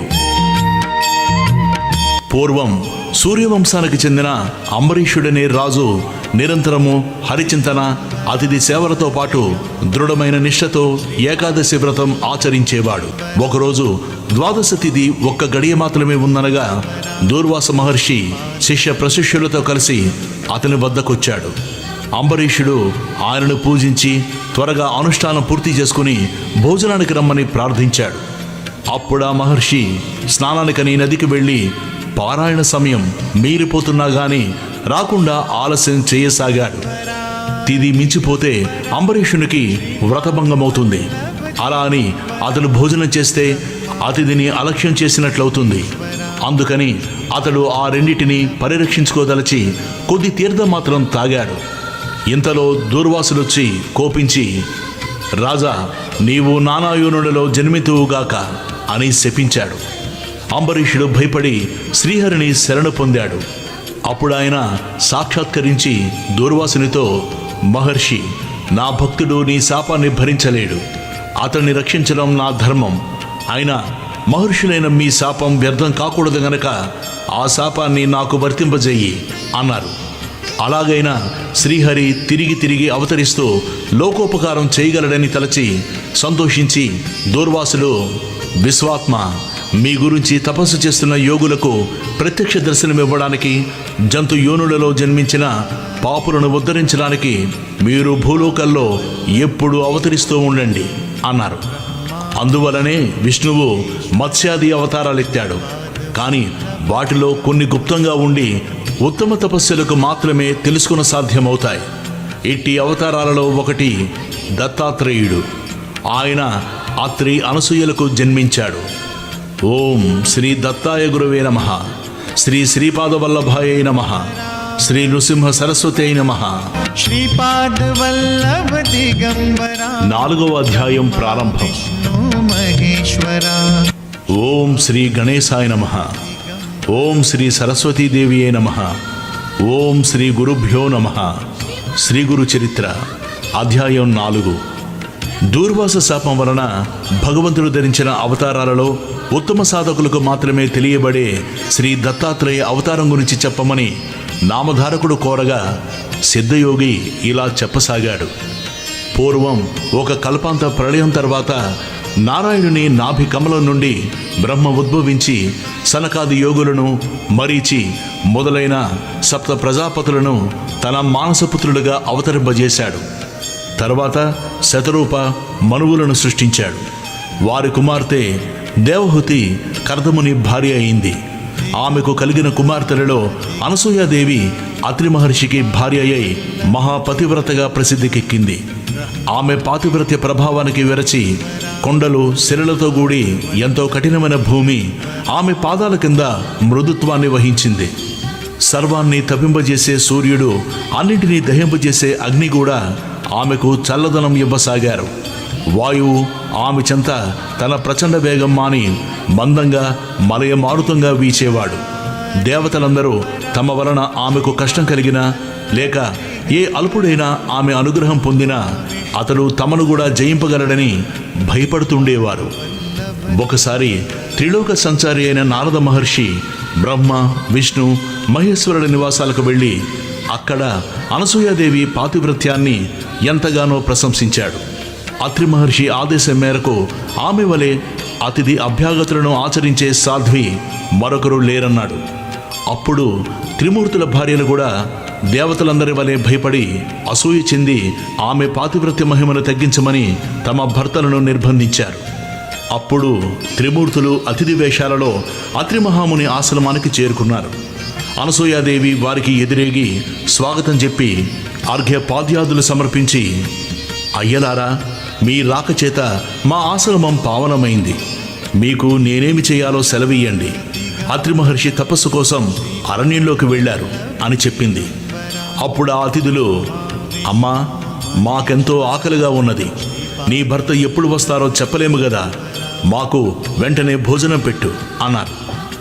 ఆమె లోపలికి వెళ్ళి విస్తళ్ళు వేసి, అయ్యలారా, భోజనానికి దయచేయండి అని ప్రార్థించింది. అప్పుడు వారు, సాధ్వి, నీవు మాకు ఆతిథ్యం ఇస్తానని మాట ఇచ్చావు. కానీ మాదొక షరతు ఉన్నది. నీవు కట్టుకున్న గుడ్డలు విడిచి నగ్నంగా వడ్డిస్తేనే మేము భోంచేస్తాము, లేకుంటే ఇలా ఆకలితోనే వెళ్ళిపోతాము అన్నారు. వారు ఆకలితో వెళ్ళిపోతే ఆమె అత్రి మహర్షి ఆదేశాన్ని మీరినట్లవుతుంది. అంతేగాక ఆకలితో తిరిగిపోయిన అతిథి గృహస్థుల పుణ్యాన్ని, తపస్సును తీసుకుపోతాడని శాస్త్రం. కానీ పరపురుషుల ఎదుటగా నగ్నంగా వస్తే పాతివ్రత్యం భంగమవుతుంది. పరస్పర విరుద్ధమైన ధర్మాల మధ్య తనను చిక్కించుకోజూచిన అతిథులు సామాన్యులుగారని ఆమె వెంటనే గ్రహించింది.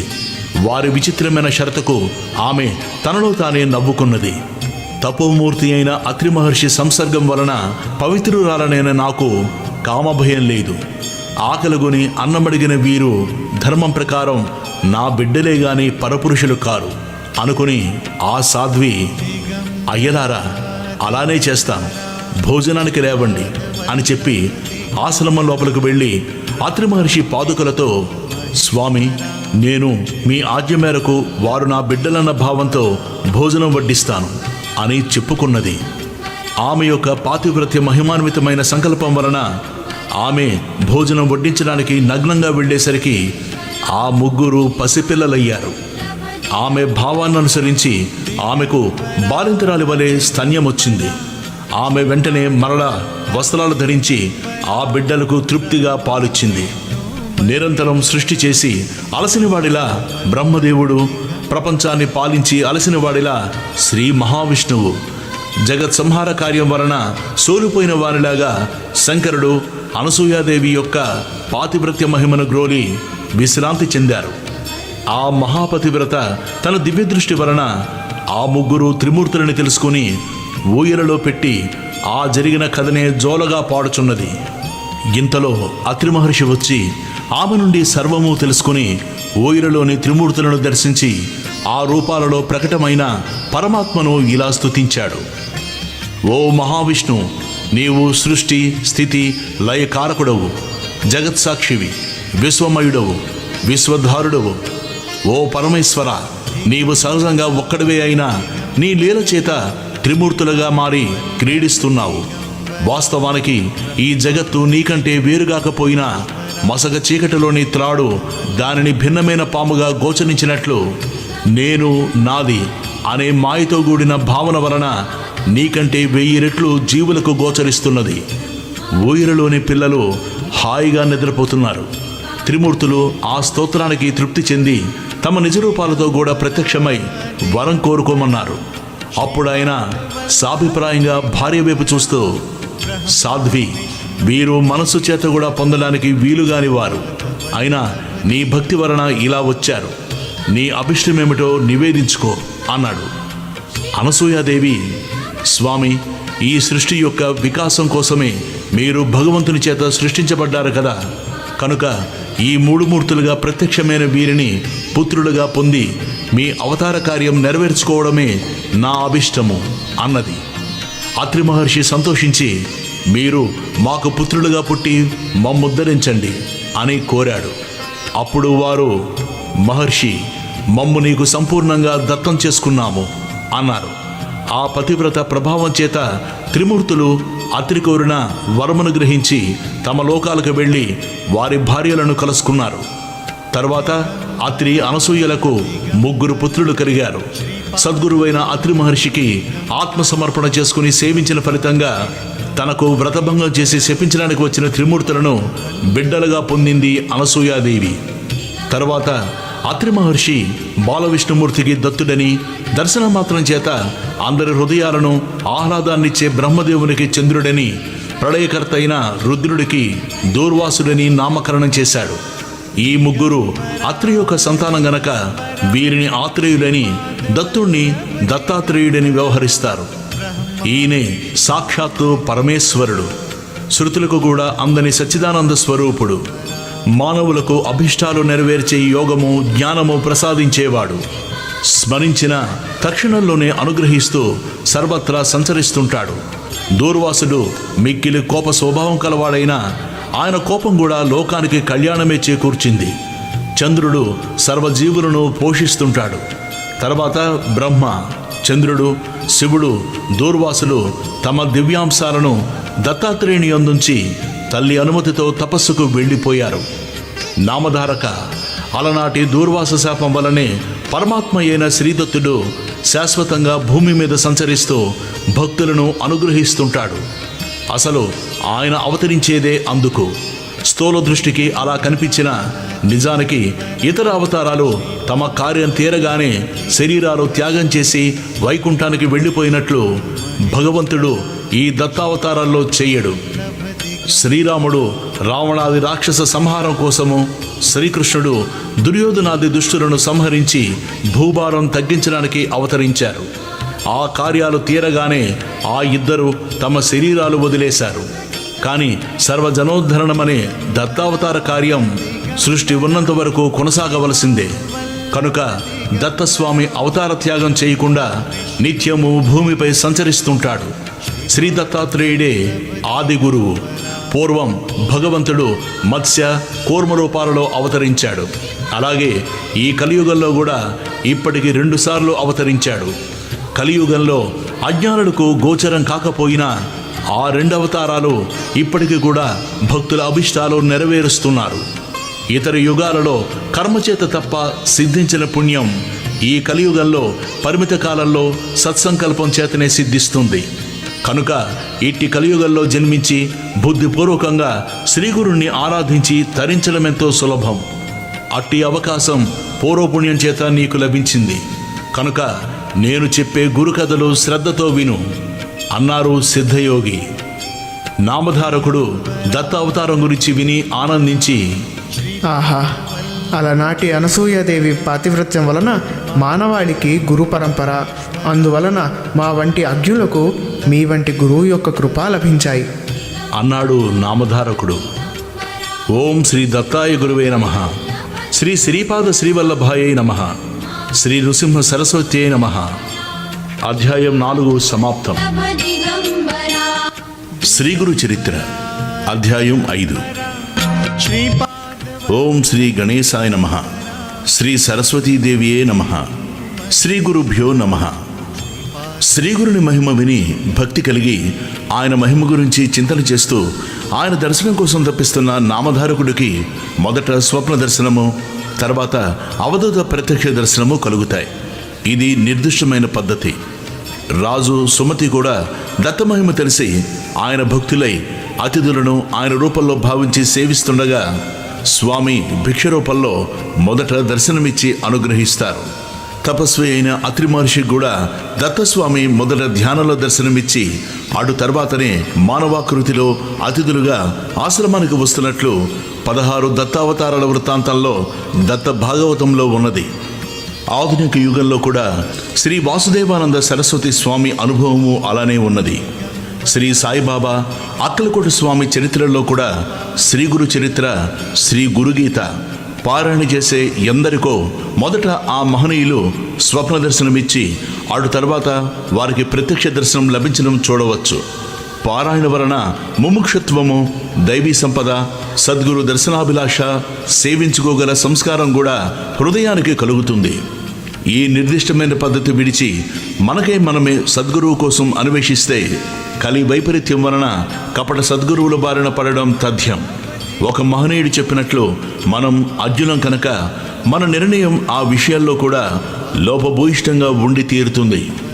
దత్తానుగ్రహం నామధారక శర్మకు సిద్ధుల దర్శనంగా మాత్రమే గాక ఆయన నిత్యము చదువుకొని శ్రీగురు చరిత్ర గ్రంథ రూపంలోనూ అందుండి గురులీలలో శ్రవణం చేసే భాగ్యంగానూ లభించింది.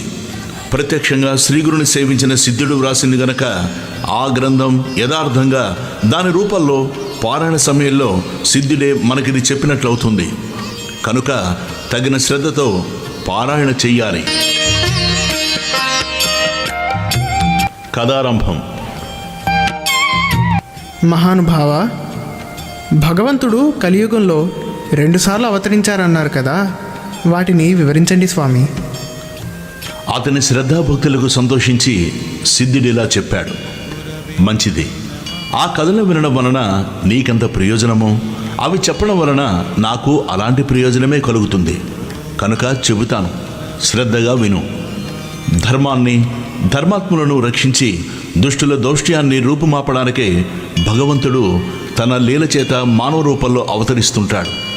ఈ కలియుగంలో కూడా అలానే. ఇప్పుడు మనం కూర్చున్న గంధర్వపురానికి తూర్పు దిక్కున దూరంగా పవిత్ర గోదావరి సమీపంలో ఉన్న పిఠాపురం అనే అగ్రహారంలో ఆయన అవతరించారు. పిఠాపురంలో అప్పలరాజు శర్మ, సుమతి అనే పుణ్య దంపతులు ఉండేవారు. వారు బ్రాహ్మణులు, ఆపస్తంభ శాఖకు చెందినవారు, దత్తభక్తులు. వారికి ఎందరో పిల్లలు పుట్టారు గాని అందరూ చనిపోగా 2 మాత్రమే బతికారు.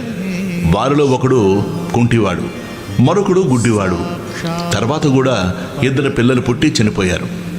నిత్యము భిక్షకై వచ్చేవారని శ్రీ దత్తరూపులుగా భావించి వారు భిక్ష సమర్పించేవారు.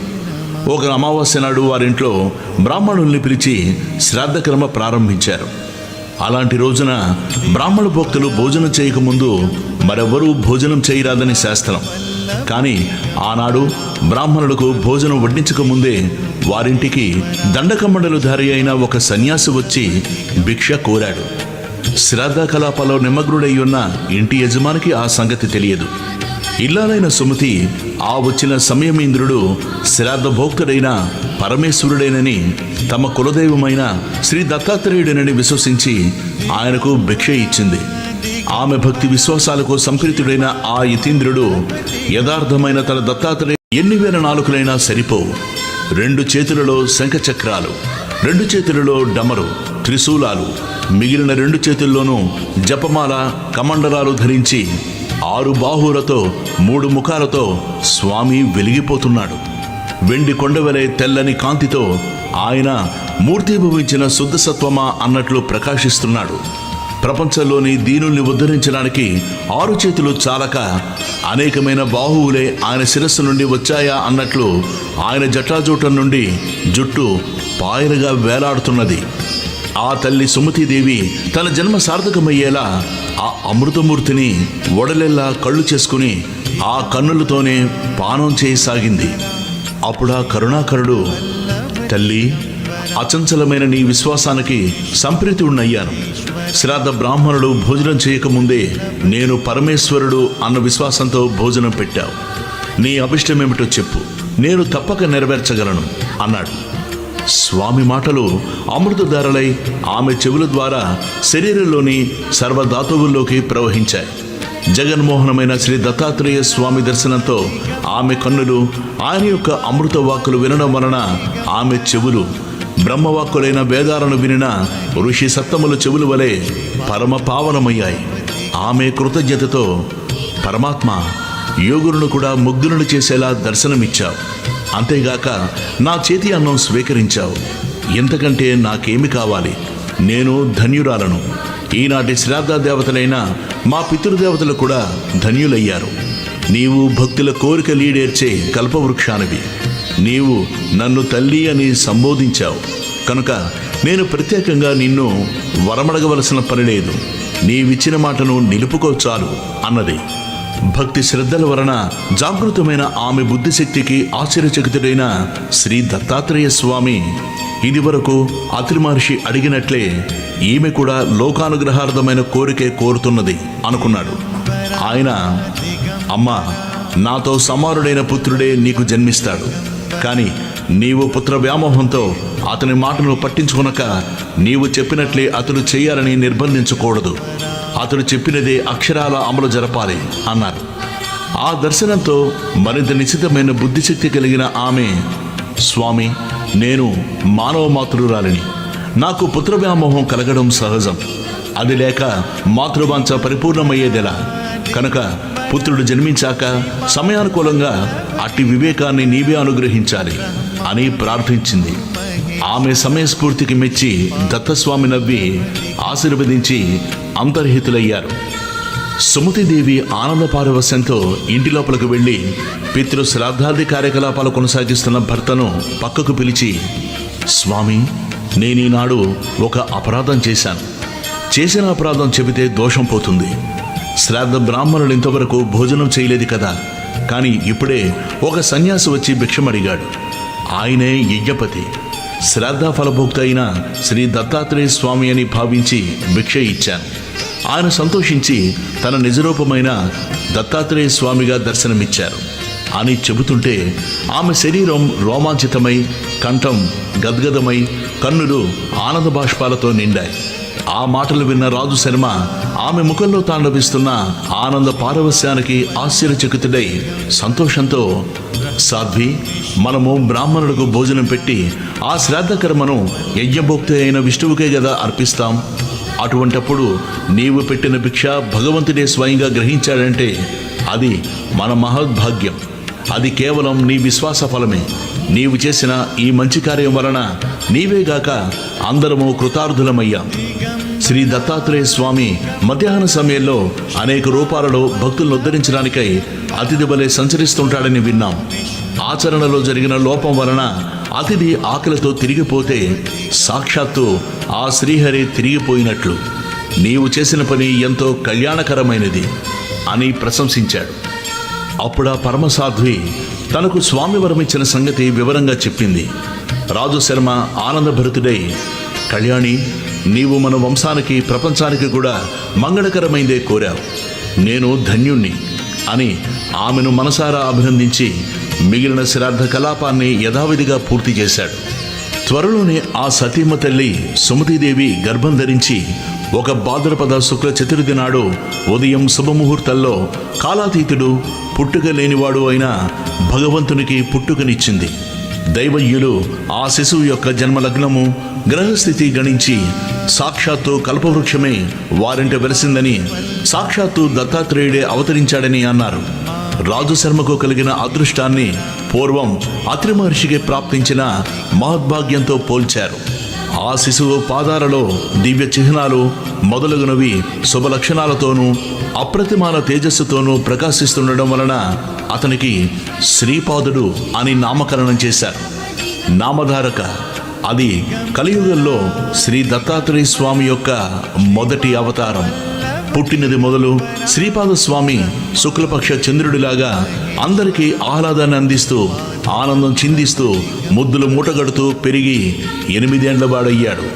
అతడి ముద్దు ముచ్చటలు తల్లిదండ్రులేగాక ఆ ఊరి వారందరూ తనివితీరా అనుభవించారు.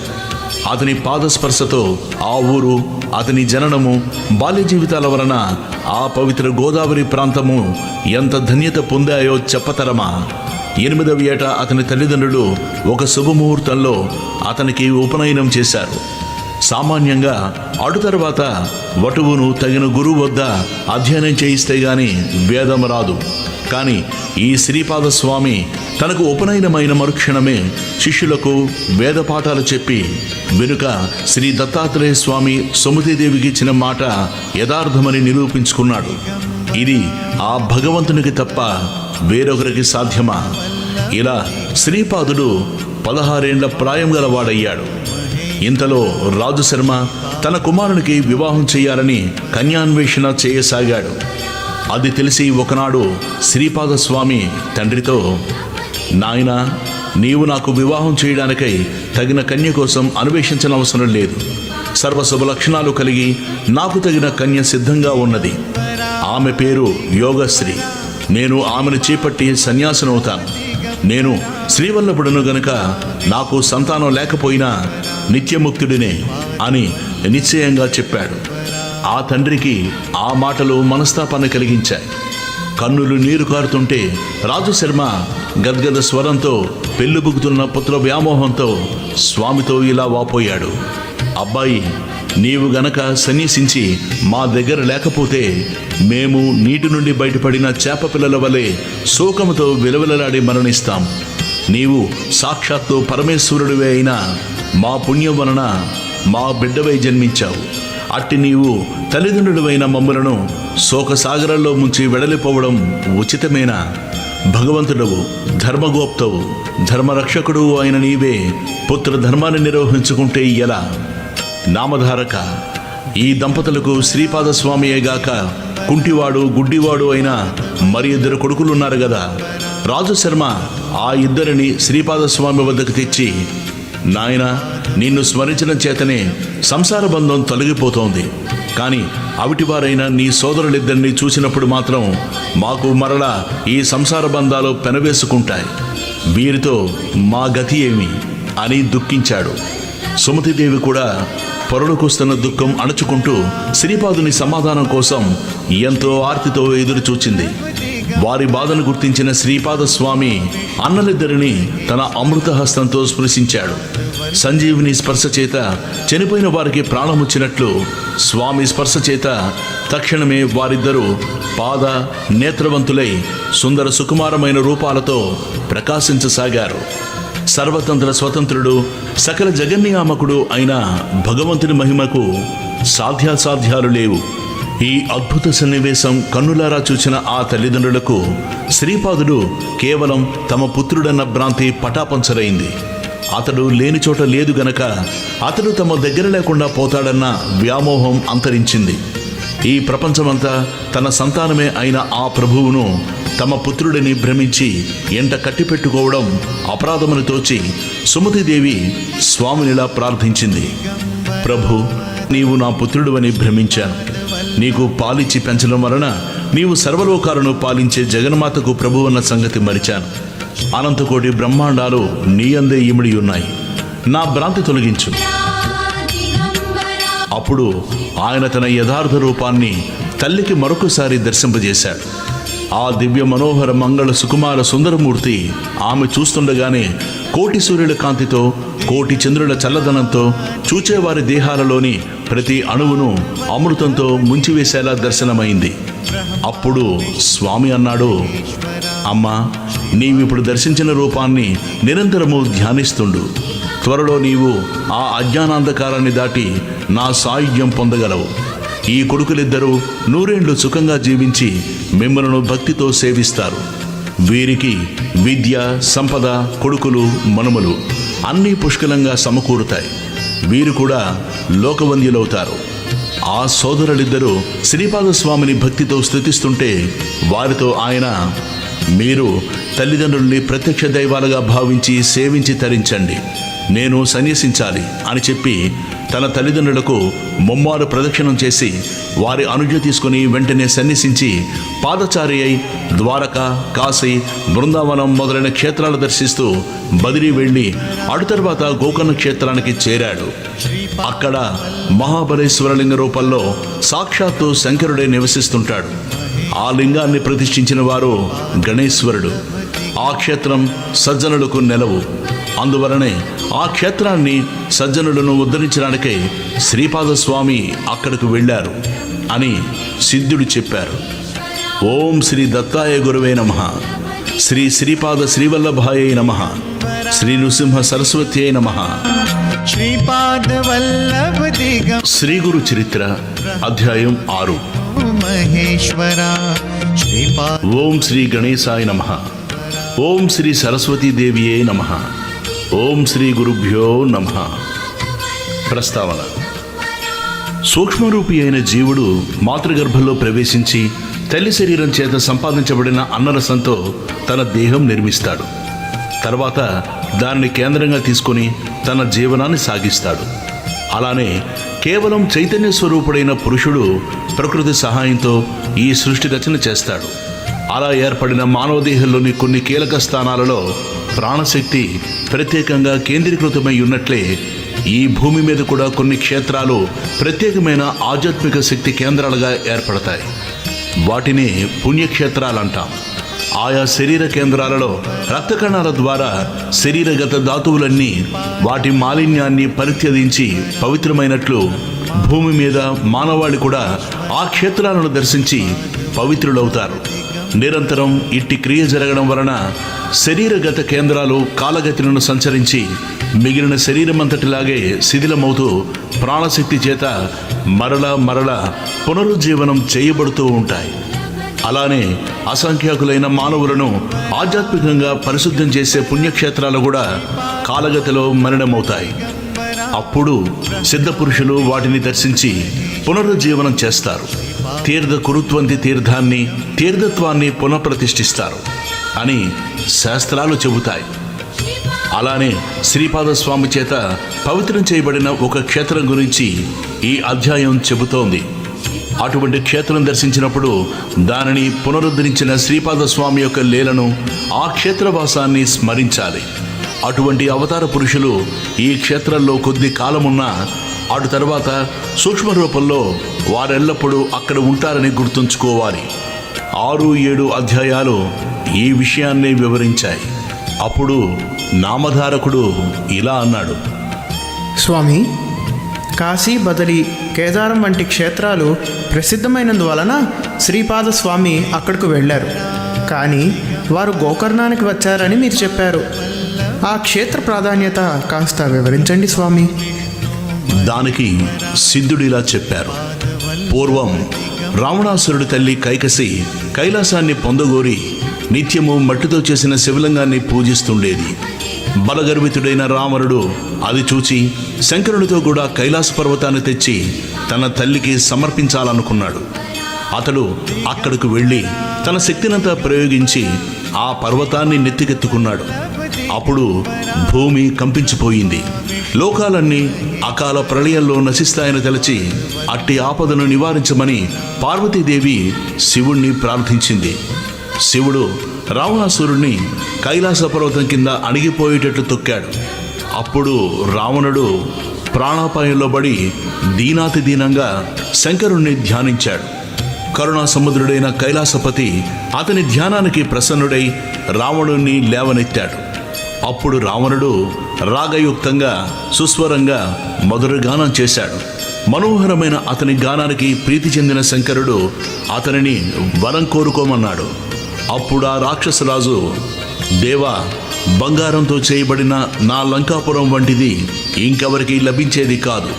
సాక్షాత్తు లక్ష్మీదేవియే నాకు దాసి, చతుర్ముఖుడైన బ్రహ్మే నా జ్యోతిష్కుడు, యమధర్మరాజు నా సేవకుడు, సర్వదేవతలు నా పరిచారకులు. అటువంటి నాకు ఎక్కడ ఏది దుర్లభం కాదు. ఇప్పుడు నా తల్లి కోరిక ప్రకారం కైలాస పర్వతాన్ని తీసుకుపోదామని వచ్చాను.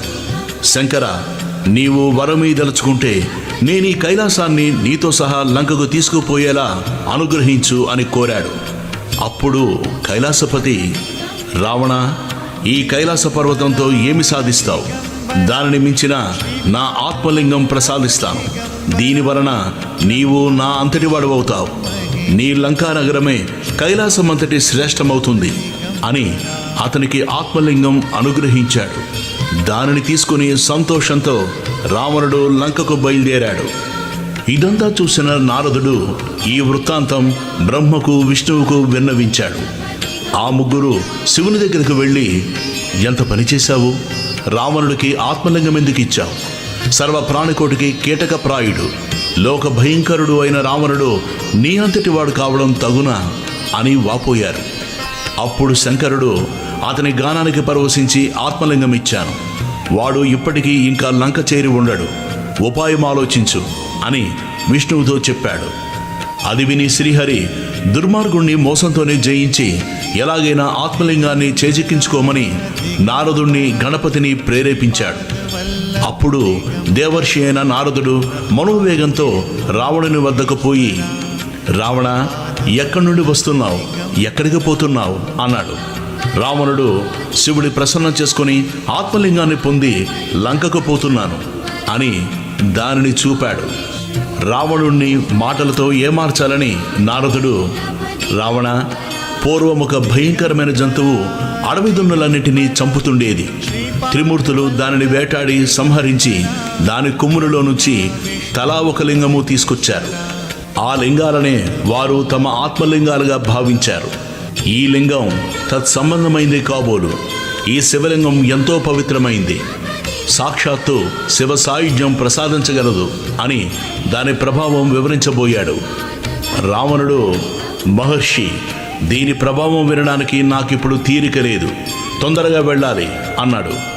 ఆ దేవర్షి, రావణ, సంధ్యా సమయం దాటిపోతున్నదే, నీవెలా వెళతావు అని అక్కడే కూర్చున్నాడు. ఇంతలో ఒక బ్రహ్మచారి వేషంలో గణపతి అక్కడికొచ్చాడు. అతనిని చూచి రావణుడు, నీవెవరు? ఎవరి పిల్లవాడు? ఎక్కడికి పోతున్నావు అని అడిగాడు. ఆ బ్రహ్మచారి, నేను ఉమాశంకరుల పుత్రుణ్ణి, నన్ను పోనివ్వు, నిన్ను చూస్తేనే నాకు భయమేస్తోంది అన్నాడు. అప్పుడు రావణుడు, ఓ బ్రహ్మచారి, నేను సంధ్యవార్చుకుని వచ్చే వరకు ఈ శివలింగాన్ని పట్టుకో. నాకు సహాయం చేస్తే నీకు సువర్ణమయమైన నా లంకాపట్టణం చూపిస్తాను. నీకిష్టమైతే అక్కడే హాయిగా ఉండవచ్చు అన్నాడు. ఆ వటువు, అమ్మో, ఇంత బరువైన శివలింగాన్ని నేనెంతసేపు మోయగలను? అయినా రాక్షస నివాసం చేత భయంకరమైన ఆ లంకాపురికి నేను రాను బాబు అన్నాడు. రావణుడు ఆ బ్రహ్మచారిని ప్రాధాయపడి శివుడిచ్చిన ఆత్మలింగాన్ని అతని చేతిలో పెట్టి సంధ్యోపాసనకై సమీపంలోని సముద్రం వద్దకు బయలుదేరాడు. ఆ బ్రహ్మచారి, రావణ, దీనిని మోయలేనప్పుడు ఎలుగెత్తి 3 సార్లు పిలుస్తాను. అప్పుడు నీవు రాకపోతే దీనిని ఇక్కడే స్థాపిస్తాను అన్నాడు.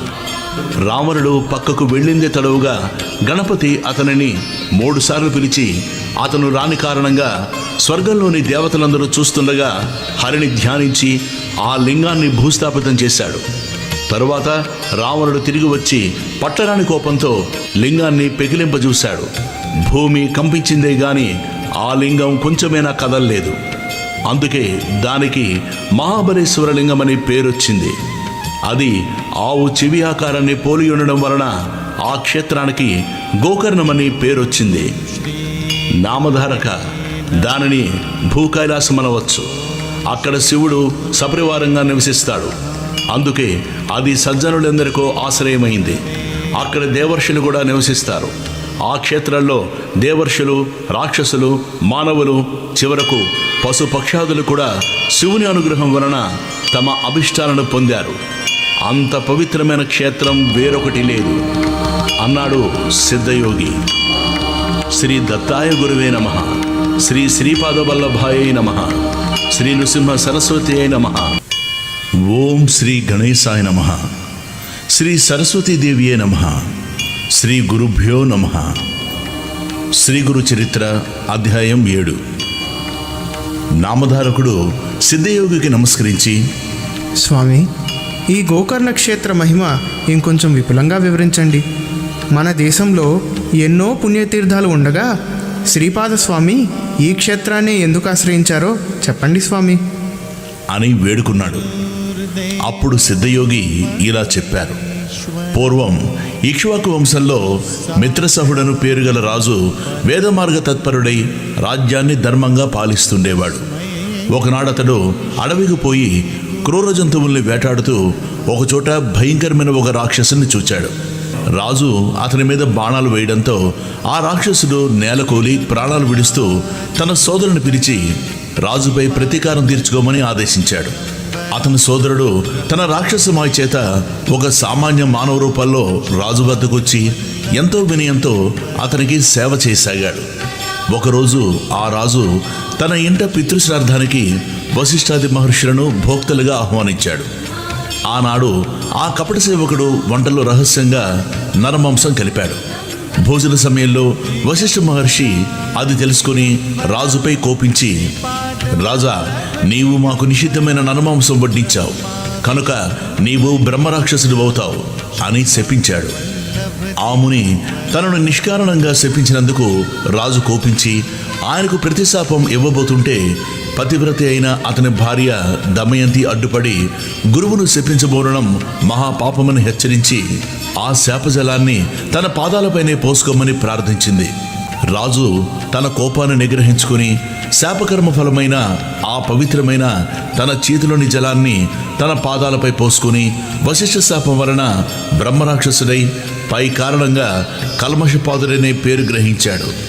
అప్పుడు శాప విముక్తికై మహారాణి ప్రార్థించగా వశిష్ఠ మహర్షి జాలి చెంది, అమ్మా, నీ భర్తకు 12 సంవత్సరాల తర్వాత బ్రహ్మరాక్షసత్వం పోతుంది అని ఆశీర్వదించి తమ ఆశ్రమానికి వెళ్ళిపోయారు. అప్పటి నుంచి కల్మషపాదుడు ఘోరమైన ఆ అరణ్యంలో నివసిస్తూ అచ్చట క్రూర జంతువులను మనుషులను పట్టుకుని తింటుండేవాడు. ఒకసారి అతడు ఒక బ్రాహ్మణ శ్రేష్ఠిని చంపి తిన్నాడు.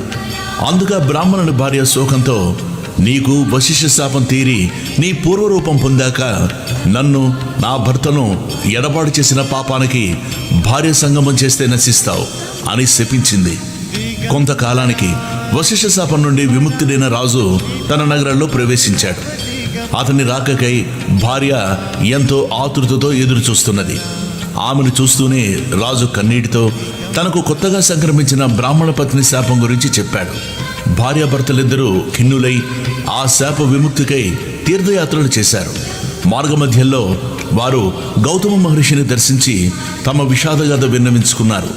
అది విని జాలి చెందిన గౌతమ మహర్షి, రాజా, భయపడవద్దు.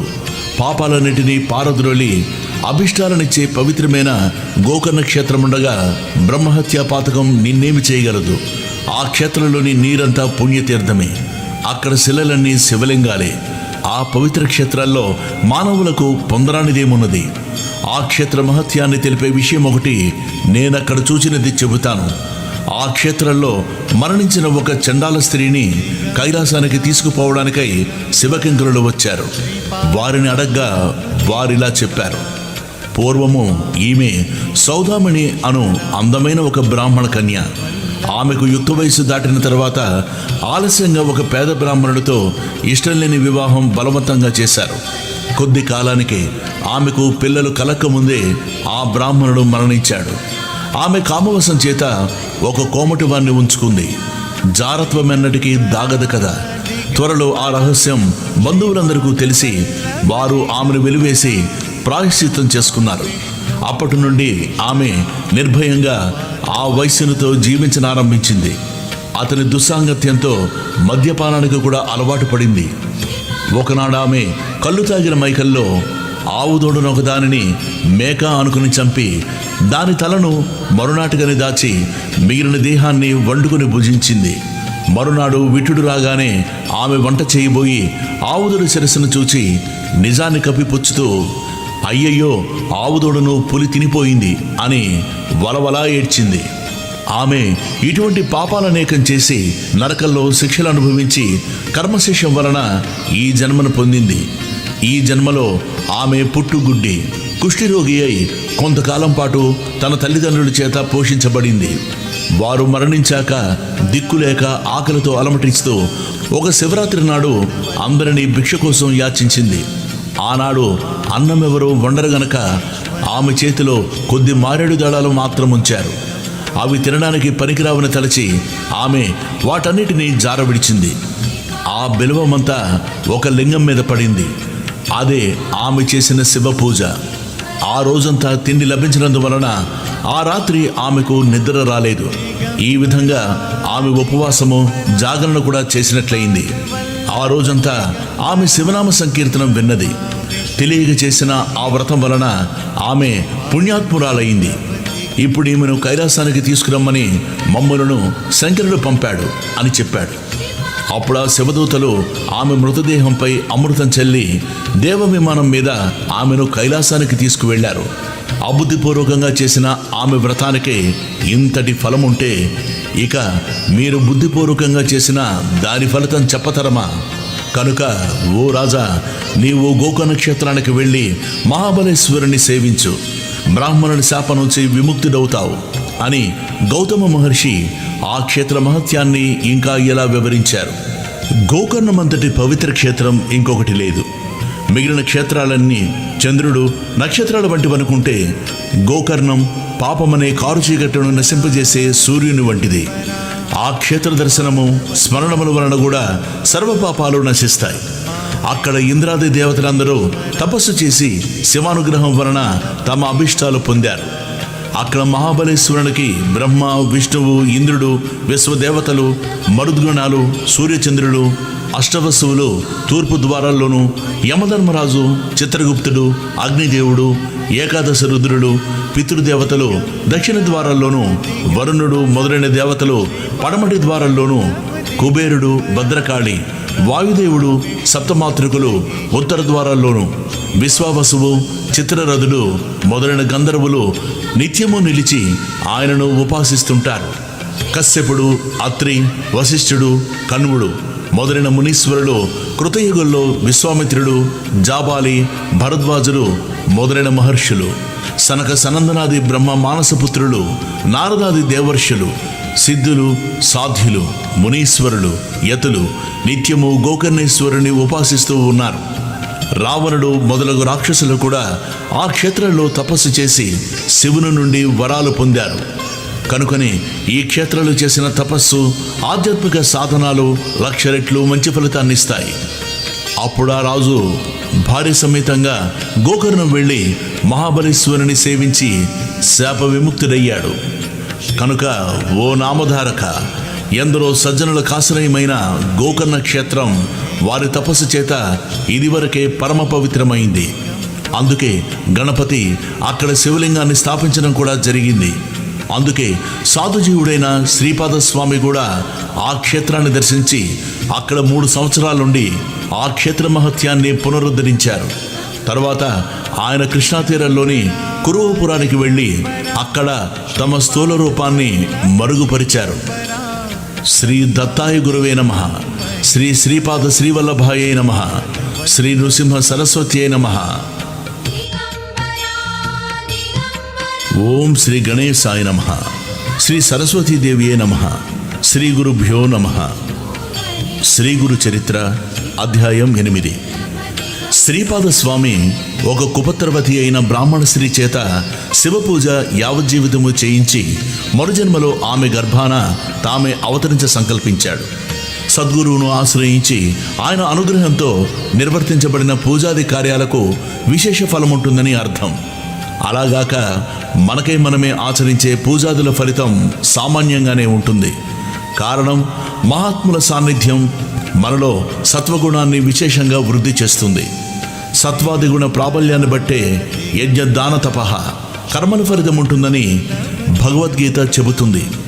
అందుకే తత్వదర్శి అయిన సద్గురువును ముముక్షువులు ఆశ్రయించి తీరాలని భగవద్గీతకు హృదయమని చెప్పదగిన తద్విద్ది ప్రణిపాతైన అన్న శ్లోకం చెబుతుంది. మూఢుడైన ఒక బ్రాహ్మణ బాలుణ్ణి శ్రీపాద స్వామి ఆత్మహత్య ప్రయత్నం మానిపించినట్లే శ్రీ అక్కలకోట స్వామి సాయిబాబా తమ భక్తులను ఆదరించారు. తర్వాత శ్రీపాద స్వామి హస్తమస్తక యోగం చేత త్రుటిలో ఆ మూఢ బాలుణ్ణి వేదాంగ పారంగతుని చేసిన లీల కూడా అతిశయోక్తి కాదు. దత్తాత్రేయ స్వరూపమైన శ్రీస్వామి సమర్థుల జీవిత చరిత్ర 1856, 1876లో అట్టి లీల ఉండడం గమనార్హం. శ్రీపాద స్వామి చేసిన ఇట్టి అద్భుత లీలల్ని 8, 9, 10 అధ్యాయాలలో చూడవచ్చు. కథారంభం. నామధారకుడు స్వామి, శ్రీపాద శ్రీవల్లభులు గోకర్ణ క్షేత్రంలో ఎంతకాలం ఉన్నారు? అసలు భగవతవతారమైన ఆయనకు పుణ్యక్షేత్ర సందర్శనం చేయవలసిన పని ఏమి? నాకు ఈ సందేహ నివృత్తి చేసి అటుపై శ్రీపాద స్వామి చరిత్రను తెలపండి స్వామి.